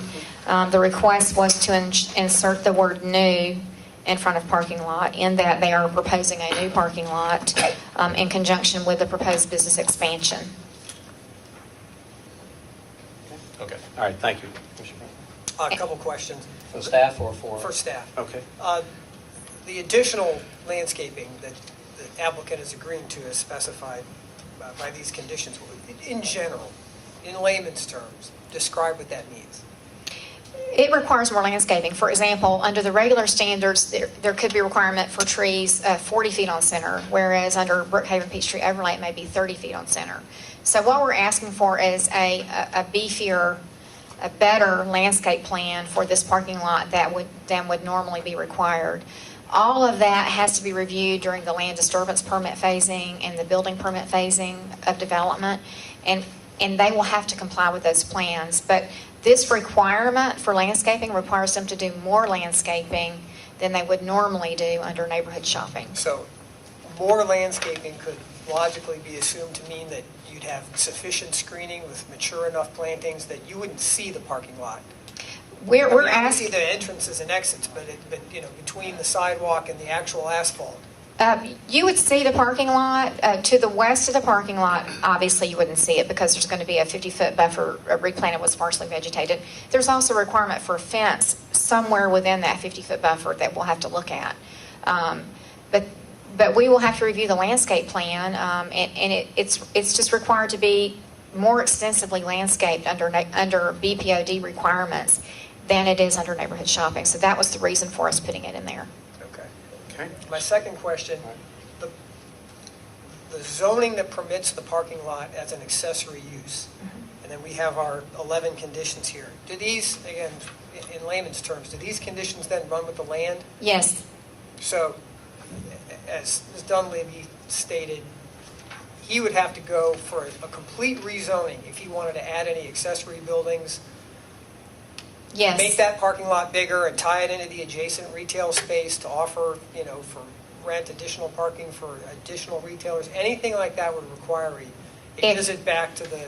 If he proposes a change to the site plan that is different from the proposed parking lot, if he proposes buildings, it has to go back through rezoning. The zoning is subject to this site plan as part of the application, which is a parking lot. I'll come back around if you think of anything else. Commissioner Funny? Thank you, Mr. Chair. With reference to condition number 11. Is this to the staff again? Yes, Susan. I'm sorry, Ms. Cannon. In reference to condition number 11, it states adding the word existing. Are we speaking the existing parking that's on the existing Nuts and Berry parking lot? Or are we talking about the pad that I parked on today as I look at? It's adding the word new, New. not existing. The condition says utilization of the parking lot shall not be authorized until the required buffer, sidewalk, curb cut, and landscape strips are correctly installed. Okay. The proposal is to insert the word new. New, thank you. Second question, someone mentioned the 15-day rule. Can you speak to that, please? Whenever an advertisement, rezonings are subject to the Zoning Procedures Act. The ordinance outlines what the public notice requirements are, and an ad is required to be run no less than 15, no more than 45 days prior to a public hearing. We did properly advertise and post the property for this public hearing. It has been duly noticed. Okay. And I have one final question for the applicant. Ms. Dunley, in a neighborhood, we want to have friendly neighbors, we want to have friendly businesses, we want to have people that can get along, and we want the neighbors to support businesses as Brookhaven thrive. Can you share some information as to why your applicant has not met with the neighborhood to come to some amenable idea that can possibly craft it out to make, I'm not saying 100% happy for everybody, but can you explain, elaborate on that, please? Well, as I mentioned right at the beginning of my presentation, I have been counsel for Mr. Kick for 36 hours. However, I do know that there have been meetings with Mr. Kick and various neighbors. So I think that the statement that he hasn't met with them is not correct. And I do know that he met with Mr. Bars at least on 2 occasions. And he met with some other neighbors, and obviously he met with the Brookhaven Peachtree Community Alliance or representatives thereof. My understanding, and obviously if you want to talk to Mr. Kick and get some elaboration on that, I'm more than happy. He is here, absolutely. He's here, but he didn't speak, and I'm Yeah, not so sure. he's been here cringing. Yeah, but he didn't speak, so he didn't comment, and he's not part of the public comment. So my understanding is we cannot, since he did not comment. I think that's correct. Isn't that right, Susan? We can ask questions of those who commented? I think as the planning commission, you can ask a question. Okay. All right. Then, Okay. I'm sorry. Just one thing. Mr. Cake, would you? Good evening. We appreciate you being a business in Brookhaven. We think the neighborhood consists of residential and businesses. Can you please share with me and my co-commissioners, why is it that we're not working with the neighborhood? Or why is it that there haven't been a meeting? On that question, this application was preceded by the OCR application, which we thought would be the most appropriate thing for the whole lot at this time. That lot does not meet the minimum requirements of 2 acres, and so that was withdrawn before it had its first hearing. And I believe in that meeting with the neighbors over the OCR, there was a lot of objections to the parking lot, to the different things. And Dave Bars set himself out as the spokesman for the opposition to my thing. And in fact, lots of people did want to talk to me, both in opposition and for the parking lot. I met with Dave before I did it, and we talked about what his concerns were and what my needs were. I mean, I don't know if you want the substance of that meeting. No, we really, we have to, the question is, But I question did is, meet did with you Dave meet or what? Barnes about the 2 sides of that thing. And Shane is a very concerned person with this project, and he came up to my office and talked to me about it. Specifically, I made changes to my plan to reflect. Okay, the question really his is, did you meet and what they think? So I appreciate that. Thank you. I'm sorry, Mark. Any other questions, Bob? Yeah, we'll come. We'll see. We make it pop up again. We did that last month. I guess we made somebody pop up 3-4 times. Okay, Commissioner Cameron? I'm still thinking. Okay. I've got a couple questions for staff.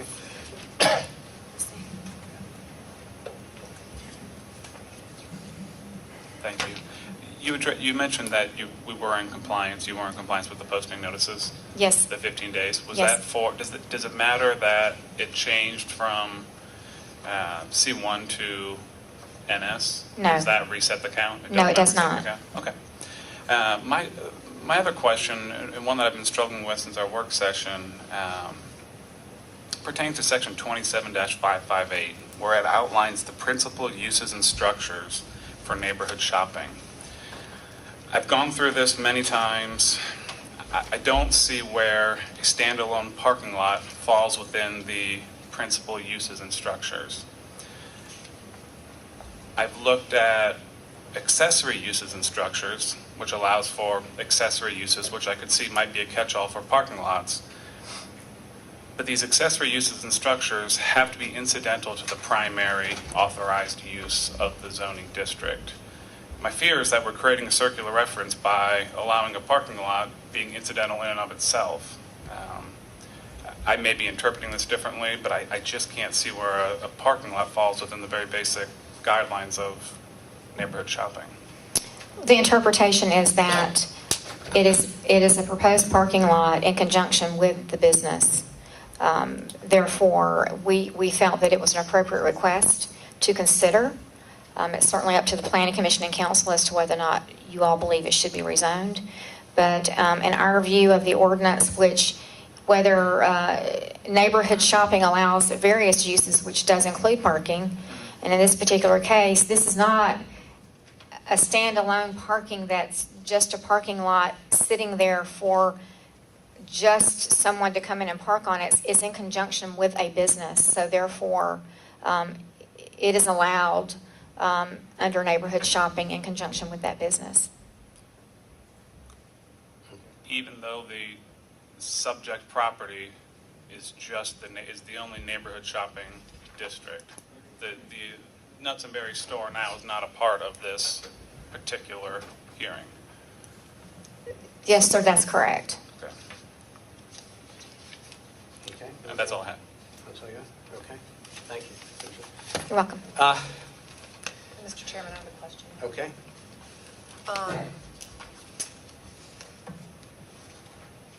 Ben, can you put the slide that's got the drawing of the parking lot, please? Okay, no, there you go. And this question would be for the applicant. So there's a lot of empty space on those three lots based on where the parking lot is. What's the plan for that big empty lot? Has there been any discussion there? Okay, when you say the big empty lot, as you're looking at this slide, Commissioner Cameron, are you talking about on the far left? Yeah, it's like an L shape. On the far left, there has to be a 50-foot transitional buffer. That pretty much takes up that entire lot on the far left. To the rear of the second lot, or what I call the middle lot, we are going to have to place some water detention. Now, obviously, engineering hasn't been done. We don't know what the size of that would be, but it has to be placed on that lot. It cannot be placed in the transitional buffer. And then the parking, in order to orient it appropriately to Nuts and Berries, really needs to be pulled forward, and it needs to be as wide as it is. And so it kind of bleeds over a little bit into that second lot, if you follow what I'm saying. In terms of the plans for the rear, if you take a look on the far right of the three lots, there's like a little square. That is a service area for relocating the dumpster for the Nuts and Berries operation, so to move it further behind the Nuts and Berries store. That has to be permitted, as I understand it, from Ms. Cannon by DeKalb County Sanitation.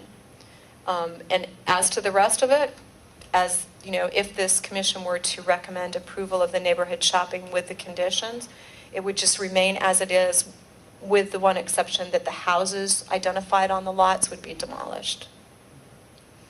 Did that answer your question?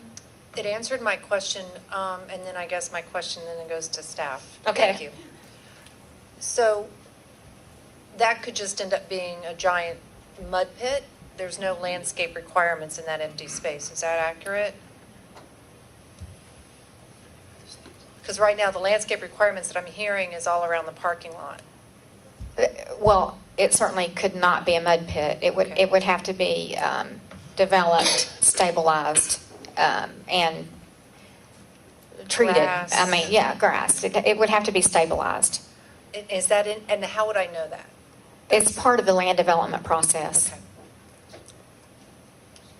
Thank you.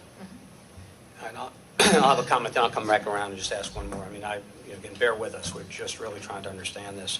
I mean, what I'm wrestling with is the potential encroachment on the residential street, and balancing that though against the need for businesses to grow, and the fact that this is a commercial business that's been in place for over 20 years on Peachtree, and that's what I'm wrestling with here is which, the benefits versus the issues that we see here. And we've seen a lot of. I wish the applicant and the community had been able to work closer together and come to some agreement. I mean, they do not appear to at this point. So before I call for a vote, I'm going to just take another minute and see if anybody else has any others to start down on this end, and then I'll work my way down here just to make sure we cover everything, because this is a big issue. This is a big, important issue for you all and for us. This is for the applicant. Have you heard from Thrive? We heard from what? Thrive, the business in between Nuts and Berries and I the don't know. florist. Have you heard from Thrive Fitness? No, we haven't. No, we have not. No opinion? They come to the restaurant, they are a tenant, not an owner. Okay. And we are compatible with each other, that's for sure. Okay. Question would be for the applicant. Given the concern that has been raised from the neighborhood, and I understand your client has a differing view of whether or not he's met or not in the views of the chairman that you just heard, would you be opposed to requesting a deferral so that you could, in fact, now that he's represented, and meet with the residents? There was talk about a potential compromise plan or something that was out there, but we don't know the details of that. Would you be interested? Would that be something that you would accept, a deferral, rather than to allow you to meet with the neighbors? I would have to confer with my client in regards to that, Commissioner Levy. My practice is always to try and engage the community. As I said, I was retained yesterday morning. We have an opportunity between Planning Commission and City Council to meet with the neighborhood. And certainly we would do that whether this commission advised us to or not. I really don't know. When you talk about a deferral, you're talking about a full cycle deferral as a recommendation to the City Council. Is that what you're suggesting, Mr. Levy? Right. Yeah, I don't know how my client feels about that. I would have to ask him. If you want to give me a few minutes or a few seconds to confer, I'm more than happy to do that. What I'm going to do is let's see what anybody else has to say, and then because we'll need to hear from if in fact that seems to be what we want here, then we would give everybody a few minutes Okay, as thank well. you. So we won't put anybody on the spot without making sure that everybody has if we're going to do that. I don't know that we will, but I have a question for staff. I kind of struggle. I understand the applicant's intent that he wants to expand his parking so that he can expand his business. We don't have as a condition, and I don't know whether it's appropriate to have as a condition, that the zoning is granted, but the land disturbance permit can't be issued until he pulls a building permit to expand the existing Nuts and Berries. In other words, he doesn't raise and put in a parking lot and then never expands his business. So we've granted him, the ability to do that, and then he doesn't carry through to really the intent of that expansion. I'm sorry, I'm hard of hearing. this was for staff. So.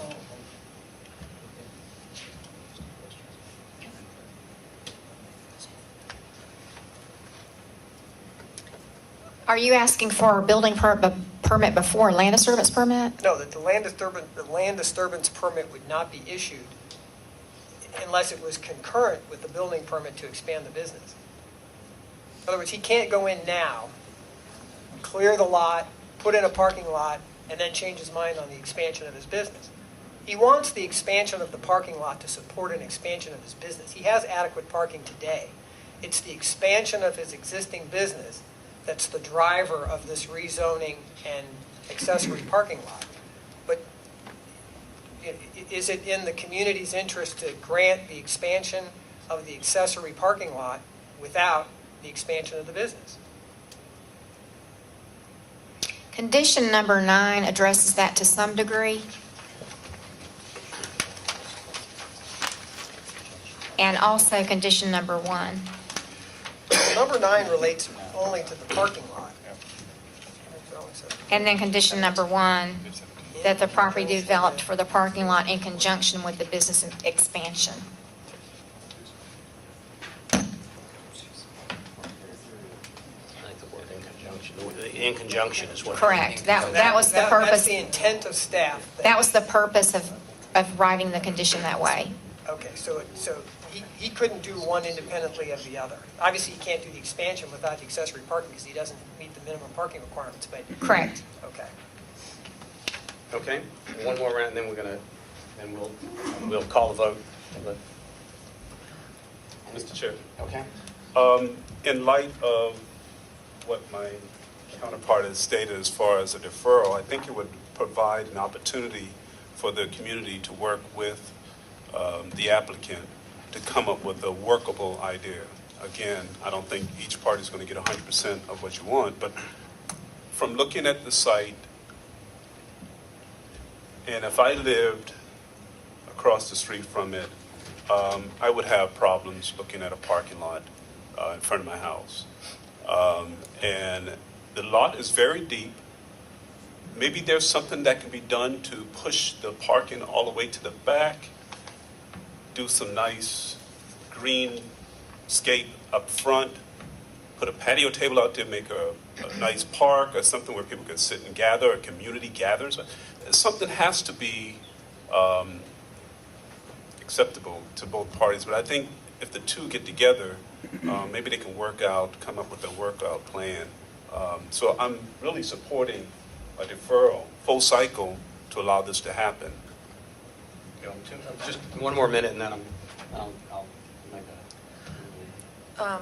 Should we take a 5-minute break so that they can discuss it and decide? If we are, in fact, if we have a number of people here talking about deferral, then I'm gonna take a break. I mean, do we have a number of people talking about discussing that? Mr. Chairman, let me just make a point, if you don't mind, and that is, as you know, the Planning Commission's recommendation is non-binding. I will go through that. Okay. Yeah.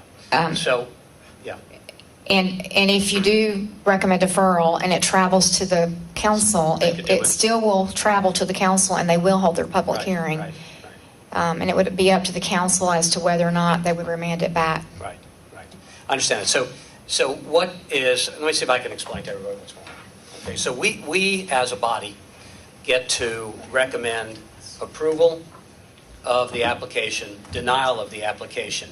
And it's just a recommendation. The city council goes off and does what the city council feels is appropriate for the city of Brookhaven. We also could make a recommendation to the city council that they, in their own independent action, that they defer and remand back to us. But the city council could do what the city council feels, appropriate. So we could sit here and vote and say we want to, we're all in agreement that we want to defer this application to give you all more time. City council next week on the 11th?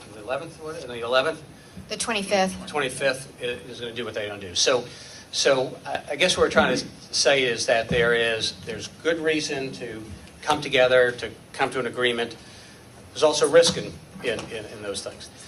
Saying that, because I think there's some feeling here that we wish this meeting had been, there had been more synergy between the applicant and the community. I think we'll call it's 8:49 now. We can give it 11 minutes, and at 9 o'clock and at that time, what I'll do is 5 minutes. I'm sorry, we'll give you 5 minutes till 8:55. At that time, we'll ask the applicant if they, want to ask, would like us to ask for, given the situation that the city council can do it anyway. We'll also just kind of, I cannot ask each of you independently, so I'll just kind of get a showing of hands so we can get a sense of what the community is feeling. If you want us to vote, we're going to vote, because that is really what we should be doing, is voting approval or denial. But on the other hand, I think we would all feel better as your neighbors if everyone was in agreement. So we are going to adjourn for 5 minutes, and we're going to start up at 8:55 exactly. So. All right, it's 8:50. It's 8:55. I said we were going to start. If somebody wants to be kind and ask the applicant back there, but I'm going to start anyway. So what I'd like is, since again we can't ask everybody individually as neighbors to, so just in general, I'm not going to count, but just in general, would the community be interested in our discussing a deferral? If you are interested in our discussing a deferral, please raise your hand.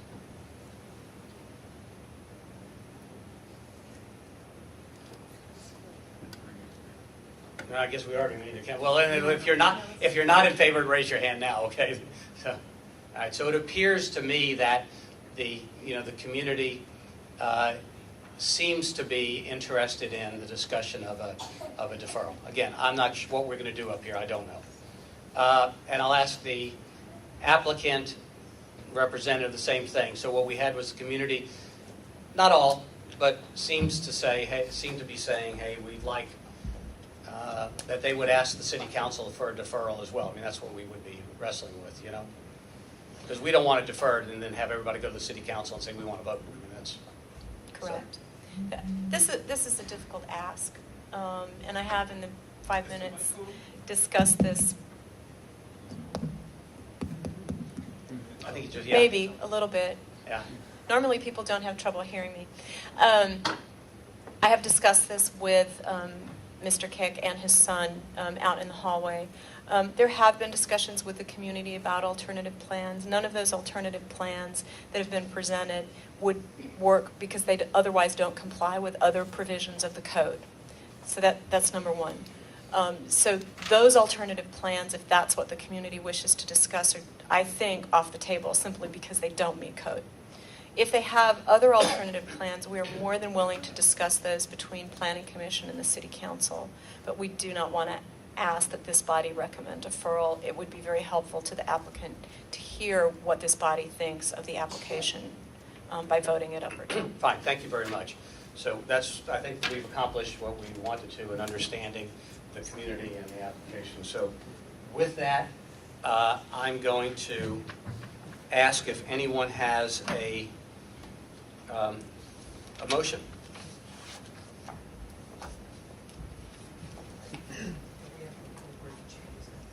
Depends on whether we put you could. You can incorporate these changes or not incorporate these changes. Because the commission is going to vote. Yeah, it's part of the motion. If you want to incorporate the So changes. I make a motion that we incorporate the changes recommended as part of the conditions for staff. Staff recommendations. But your motion is not recommending approval or denial, just to, No, your first recommendation. Okay, step is to all right. So the incorporate first, that's fine. So the first step, I hear a motion on the floor to change staff recommended conditions, and those are specifically condition number 4 to state and include the words, specifically this condition requires conformance with section 27-728.15.8 subsection D and section 27-728.15.10 subsection D, E, and F. Item number 6 to change the staff recommendations from 15 feet to 10 feet. And item number 11 to insert the word new before the word parking, so the word would read utilization of the new parking lot. So I have a motion on the floor to... Point of order. Yes. Staff. Yes. If I'm understanding it correctly, according to Robert Rules of Order, if you are putting a motion to amend the language, it has to be you have to positively or negatively accept the motion and then enter the language changes. Is that correct? The proper way would be to make a motion to amend conditions 4, 6, and 11. Vote on it. They were actually read by the chairman. Mr. Francoeur made the motion.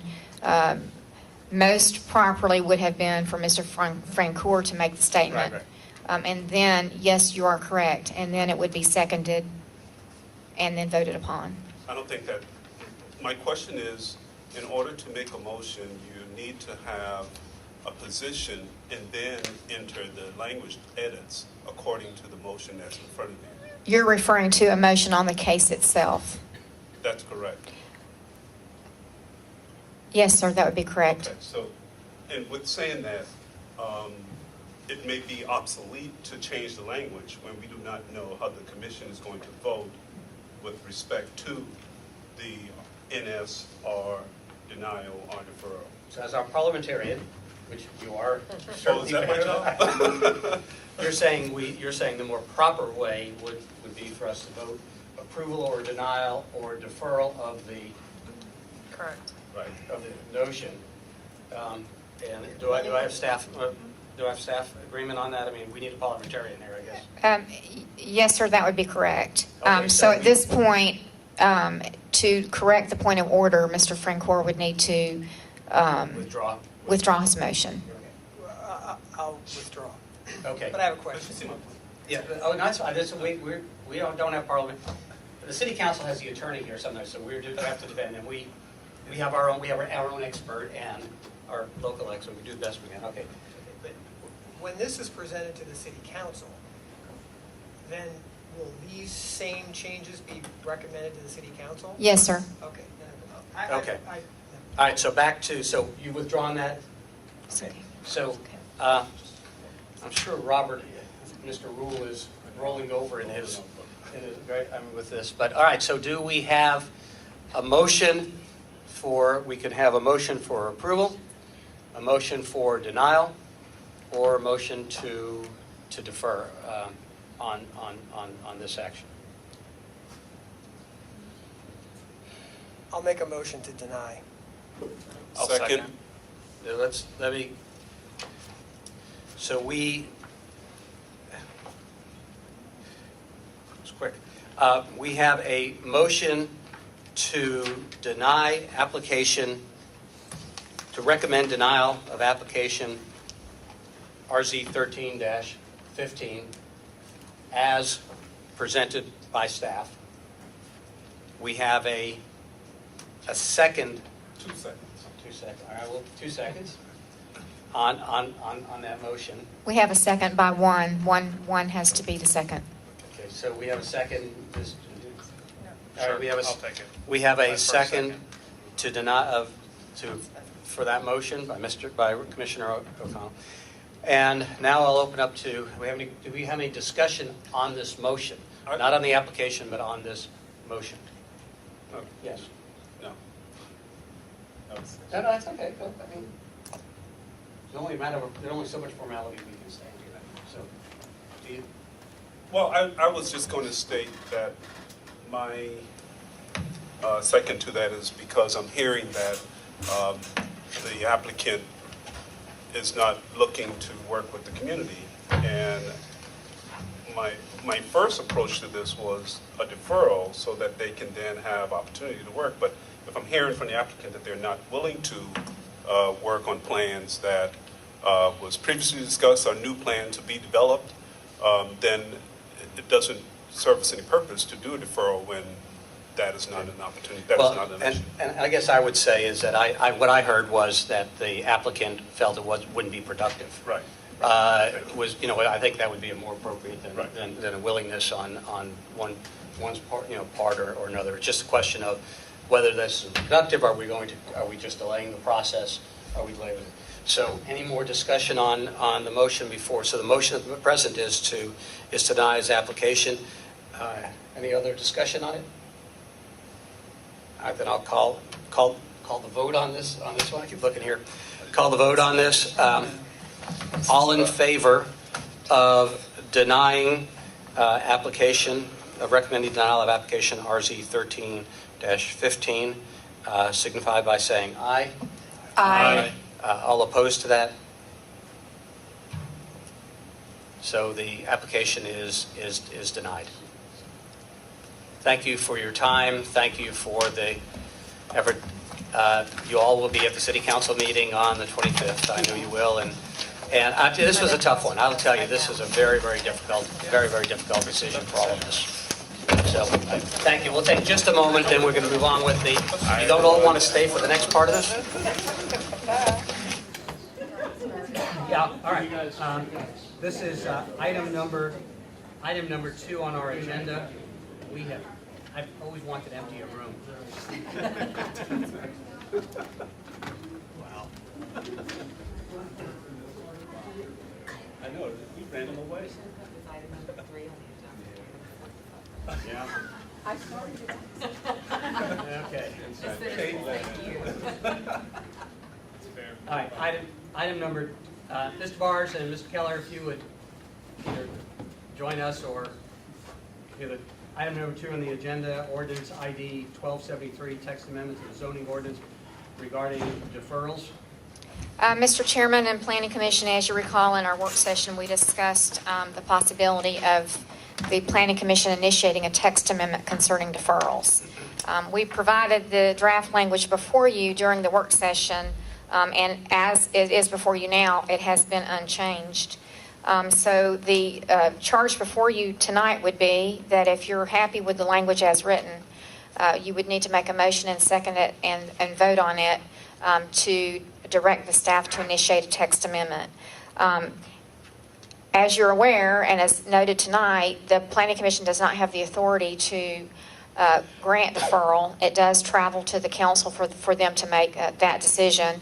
This particular language would give the Planning Commission the authority to grant a deferral with one delay in the cycle, and then it would postpone the matter on the next council agenda till their next cycle, as it is written. So without any further comment on that, if you have any questions or if you'd like to discuss any changes you might like to see, we'll be glad to discuss that. Anybody have any questions? I found this hard to read and comprehend, and I don't know if there's a way to make it simpler or if we have to have it in this kind of legalese. We have to have it Yes. draft. And actually, once this gets retrofitted in resolution format, and once it gets vetted with the ordinance, there may be a few words here or there, because we have to make sure that, for lack of a better explanation, when you write a text amendment, there's a kudzu factor with the different antennas that reach out from it. So we have to make sure that all the dots connect. So in its final format, in resolution form, it may look slightly different, but the content here And it will gives remain. us the power, for example, we have the power to say we all vote for deferral, and it does not go then to the mayor and council. It does stays not go with to them us. for hearing. It's on their agenda and is noted as a postponed item. But it's not a public hearing scenario. Correct.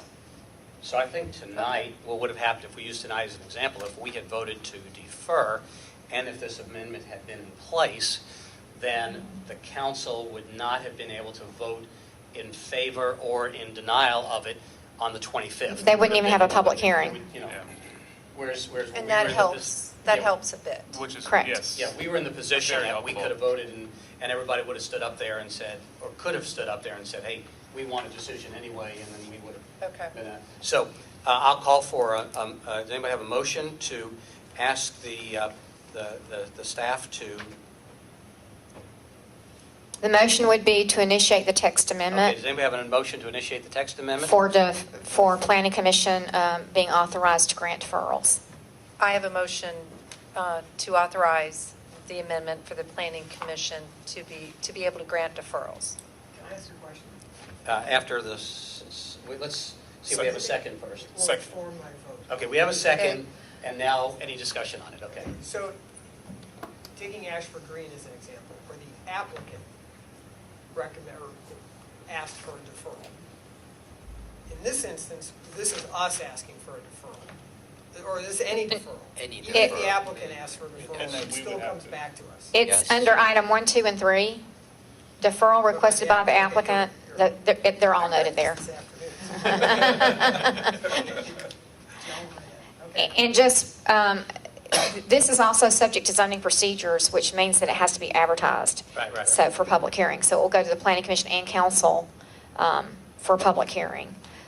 So we will, We haven't it voted will yet. either come before you in March or April, depending on all the different parties that have to bless it. Yeah. But we will put it in that proper format and advertise it after you If we make vote- your if we final vote, vote. that's Right. it. All right, so we have a motion and a second, and we've had a little discussion on it. All in favor of initiating the zoning, signify by the motion, signify by saying aye. Aye. Aye. Any opposed? No. All right. Item number 3, ordinance ID 1274, text amendment to the zoning ordinance regarding public participation. Mr. Chairman, I need to grab one piece of paper off the table over here. Okay? Sure. Thanks.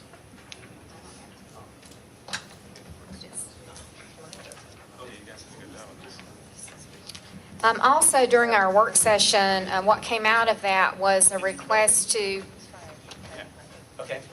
to consider neighborhood meetings. And in that regard, we've drafted some language to you that you haven't seen that we forwarded to you late this afternoon. And basically what this particular text amendment would do would require that an applicant submit with their application a public participation plan. That plan would identify when their meeting would be, who they would be notifying, and this specifies that it's property owners within 500 feet of the subject property being considered, and also a copy of the letter that they would be proposing, which would identify the date and the time and place of their information meeting. Subsequent to that, and after their filing, they would then be required to hold their neighborhood information meeting, and that would be required to be held 1 month prior to the Planning Commission hearing. And then prior to the Planning Commission hearing, once they've held their meeting, and we've specified in this text at what point in time they would need to supply us the results of their information meeting. The results of the information meeting would be supplied in your package to you along with the staff report. It would identify for you who attended the meeting, when the meeting was held, what was discussed, and what actions have or have not been taken relative to those items of concerns that were discussed. This text also further states that it does not force there to be a consensus. The purpose is to have an information meeting. And that if for any reason there is an attempt to hold a public information meeting and no one attends, the requirement is met. That's basically what we've crafted. I'm not sure if it's what you're looking for, but we're certainly welcome to entertain any changes you'd like to have us consider. I have a question so as I read this, and as you wrote, do you feel this delays the process in any way? It does not. Okay, that's an important. There's no change to the time frame. Okay, that to me is an important consideration. Susan, we had talked about. Well, let's say. Oh, I'm sorry. Looking at this, if I was a builder who might not be above board, I would hold my meeting south of I-20 at 5 o'clock on a Friday afternoon. And that seems to me that they could do that, and then no one's going to show up, because I, for one, as a resident of Ashford Park, am not on 285. And while most builders are not unsavory folks who are sinister, that's a big word tonight, if we're going to do this, it seems too flexible. You either have to do it and impose it and make it a requirement, or it shouldn't be this fluff, would you please do. It is a requirement, the way it's written. Then I'm going to hold my meeting and make it. I mean, do you see my point? I see your point of where they might try to plan to have it and hold it, but the way this is written, it is required. So should we maybe put something in here that the location of the meeting must be held within the city of Brookhaven? Yeah, that would make sense. I know, but there's language already drafted. Okay, but let's see what Shannon has, and then we'll come No, back wait, to it. let's finish. Okay, Yeah. are you? And also reading the last paragraph, I think there should be some language change as well. I don't know how to, this is new for me, so I'm sorry if I'm being. No, you're too good. formal. Don't worry about it. But it says, the second sentence, non-attendance of a community, I think that should be an at a community information meeting by those on the mailing list does not mean that an applicant fails to meet the requirements, because I could hold a meeting and not show up. and then the residents can talk amongst themselves. I think the way as it's written right It's now. not the intent. She clears it up by adding that language. Could you restate that one more time? Sure, for the second sentence, non-attendance at a community information meeting by those on the mailing list does not mean that an applicant fails to meet the requirements of the public participation plan. Just so it's very specific. Thank you. Okay, and John? Sure. I guess we're still in a formal meeting. Commissioner Funny? Thank you, sir. And following up with Commissioner Caitlin, Miller, thank you. Your initial discussion was this was a legal document, so I think what I've done is I've crafted some language that actually defines the process in layman's term. And a part of that talks about setting the date and time and arrangement for location. The meetings must be held, this is just a suggestion, on Tuesday, Wednesday, and Thursday, usually between 7 p.m. and 9 p.m. At a venue ideally located within a project vicinity that has sufficient parking. Meeting dates and time and location must not conflict with city meetings, city council meeting, planning commission meeting, etc. I would be glad to give you this process because I think in addition to the legal language, we want to make sure that they understand the process and what they have to do step 1 through 7 or whatever it works out to be. Something else that I wanted to point out. Oh, yes, thank you. We discussed at a work session about 1,200 feet versus 500 feet. As it relates to the area, we want to make sure that the mailings are. I misunderstood that. I thought you said 500 feet, but if that's what you want, we'll certainly change it. It was 250 and then 500, 1,200. I don't know that So- there's ever a clear. And I even I thought about think it. we'll take all these comments and then at some point we'll come up with what you want to move forward. Yeah, But I have a comment on this, and that is that I'm okay with not having this specificity that tells them where to meet.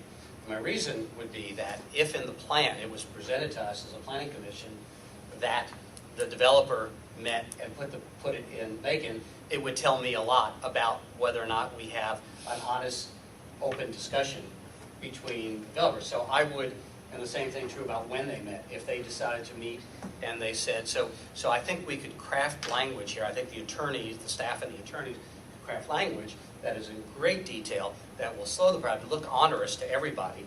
But if we just say, look, we're just trying to understand whether or not the two of you are working, whether the two groups are working together. And you have to tell us what you did. And if that developer came in with a plan and said, offered it was making at 11 o'clock in the morning or 7 o'clock in the morning, that's all I want to know. And so I would rather leave it less specific because it will tell me more about the character of the developer than forcing the specificity and still having people find ways around that. That would be my comment. Anybody else have a? Can we make a here's decision? another one over here, and then we'll come back to you. I'm sorry, I don't mean to be out of order, but I just wanted to All right, make a then comment here with Mr. Funny. We did put in item number 2 that the meeting should be scheduled no later than the first business day of the month preceding the planning commission hearing date. So just food for thought and for discussion. That first day, though, would that be the Monday of this week, the first? No, it's the first business day of the preceding month. After? No. Before, okay. And then there's also a timeline for when the report would have to be submitted, because if we don't put those timelines in there, we won't have time to get to you the results of the report. So that's why I have that in there. Yeah, I'm just going to say that I think with having it within the city limits is not unreasonable. I think that since I would like to have a process that actually encourages the builder or whoever, the applicant, to meet with the neighbors so that we can benefit from whatever comes out of that. I'm concerned that if we try and gauge the character, that it becomes arbitrary and capricious, and it won't do any good for us. Okay. But I don't want to have it so controlled. No, yeah. Just they can meet whenever is reasonable. Just one or two more questions, then Works All right, better. then here's what I guess I would suggest is that, I think on the first one, it was pretty clear. We got the intent, we kind of knew what we want to do. We want the staff to go forward and craft legal language to go to the city council. I think on this one, it appears we haven't quite gotten far enough with what we're trying to accomplish. And I think And if you're not ready, there's nothing that says you have to well, initiate that's this. what I'm saying. So I guess I would suggest maybe that, I mean, who would, Shannon, you were doing this with, and maybe we need one more. Work session. Yeah, maybe get between now and the next work session, get this language a little bit more, do some email polling, maybe. It's not a good idea to do email Okay, polling. Then, I'm sorry, then. I would recommend that you not do that. Yeah, I forgot. But I think if you want to spend a little more time talking about things that you're concerned about, then we can try to craft something for your next work session. Can I give you this so that? Sure, absolutely. So I guess at this point, I'll entertain a motion to either ask the staff to craft and move forward, initiate or to ask the staff to come back to us at the next work session with a more specific proposal. Either way, or whatever else you would like to. Before you make a motion, and I know Shannon, it looks like you have a question too. I need to ask a question also. Go first. Before you do that, with us to have more direction, we need to know, is it 1,200 feet Yeah, that, you would ask that you want in come here? back. And then also, is it the desire to have it noted that it be in the city of Brookhaven? That the meeting be held in the city of Brookhaven? Just how that informally is pulled. I would think in the city of Brookhaven, Yes, sounds like Brookhaven. a Okay. pretty good compromise between all the things. Did everybody agree on Okay, that? got that. Okay, and how about the distance? I mean, anybody have any strong feelings? Seems like you were shaking your head yes on the 1,200. I say 1,200. 500 isn't very far. No, that's only 4 or 5 It's an houses. expensive proposition. It's the mailing, 500 homes, No. 500 feet? 1,000-foot Oh, I thought you were talking about. radius. It's 1,200, the proposal. 1,000-foot radius? I mean, the goal is, see, I don't know if I'm talking out of turn, I feel like I'm No, go in ahead. the goal is that the community is aware of it, and what it is now is too small. So now it's 250, Correct. Mhm. So we would be doubling it. Just to let you know, the 250 is a separate process. The 250 is for the mailing requirement associated with the rezoning application itself. So those are two separate items. So. Was that a quarter of a mile or is that half mile? What are we talking about here? Quarter mile. Quarter mile is 1,200 At feet. what, at 250 or 5 or? 1,200 is quarter 1,200. mile. Yes, but that's a lot of homes. 750.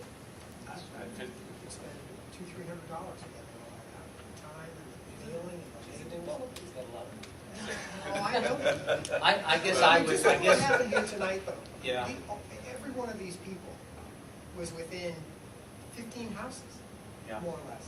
I would suggest 1,500 feet. 500, which is double the legal requirement for the other process that the city has. It doubles it. We can always then come back and amend it 6 months from now, a year from now. I mean, we're asking, I guess maybe I would say that the first step is. Baby steps. Yeah, then you just say, let's not make something that's onerous to anybody, including the developers, and, so you say 500. The argument is it's twice what our legal requirement is for notification on the other process. If 500 feet, if those folks aren't talking to the next 500 feet, so I would offer 500. 500 is fine. Going once, going twice. 500. And I think just the quick point I want to make, guys, is, and let me see if this is right, you'll take the input we're giving you now. If we wait until the next planning session, we're basically going to be reviewing the same basic copy, the same intent, and then it still has to go through legalese, and then it comes back to us. Doesn't it come back We to would us? come, if we wait and go to the work session, then it would come to you in your next meeting in some format, and then you would vote on whether you want to initiate it. and then it would go to the legalese and come back in a public hearing in the proper resolution format. So I guess what I'm suggesting is we go ahead and let it start going through the legalese process so we're not delaying it. But it's not going to go through the legalese phase until we have the language. Okay. And we don't have the language now with the changing of the feet and adding. Well, that's, the I mean, city of Brookhaven. I can do that. I mean, that can be done on the record, but I think there's some other changes you may want to consider. The ones you submitted. Yeah, well, there's a And couple the of... change that Caitlin submitted So on the. if what we're, okay, so let me see if I can clarify, and then we'll eventually get to a motion here. So we're saying, take this language, 500 feet is what is in here already, adding something in here that says the meeting must occur within the city limits of Brookhaven, Mhm. and move forward on it. And change the language that Caitlin suggested, Make the mission which of the says non-attendance at a Right, communicant, right, I'm sorry. and then Yes. by those on the mailing list. And then, so with those three changes, if everybody's comfortable, then we can entertain a motion to have the staff initiate the action so that we can move faster than, so. Mr. Funny, though, did you have some other? That was only for Okay. process, not Okay. pertaining to the legal. That's what I was language. asking, because you. All right, so do I have a motion to ask the staff to initiate? I'd like to make a motion that we ask staff, give staff permission to initiate the process. For the to text develop amendment. the language for the text amendment for the public participation plan and public participation. ID 1274. That, yes. Second. All in favor, oh, any discussion on that motion? All in favor, please signify by saying aye. Aye. Any opposed? All right, so then the last item on the agenda is, now since we had a recess before, Thank now I you. can get an adjournment. Thank you for putting these Do I have a together motion to adjourn? so quickly. Motion to adjourn. Second. Any discussion? All in favor? Aye, okay, we're done. Good Thank job, you, guys. thank you.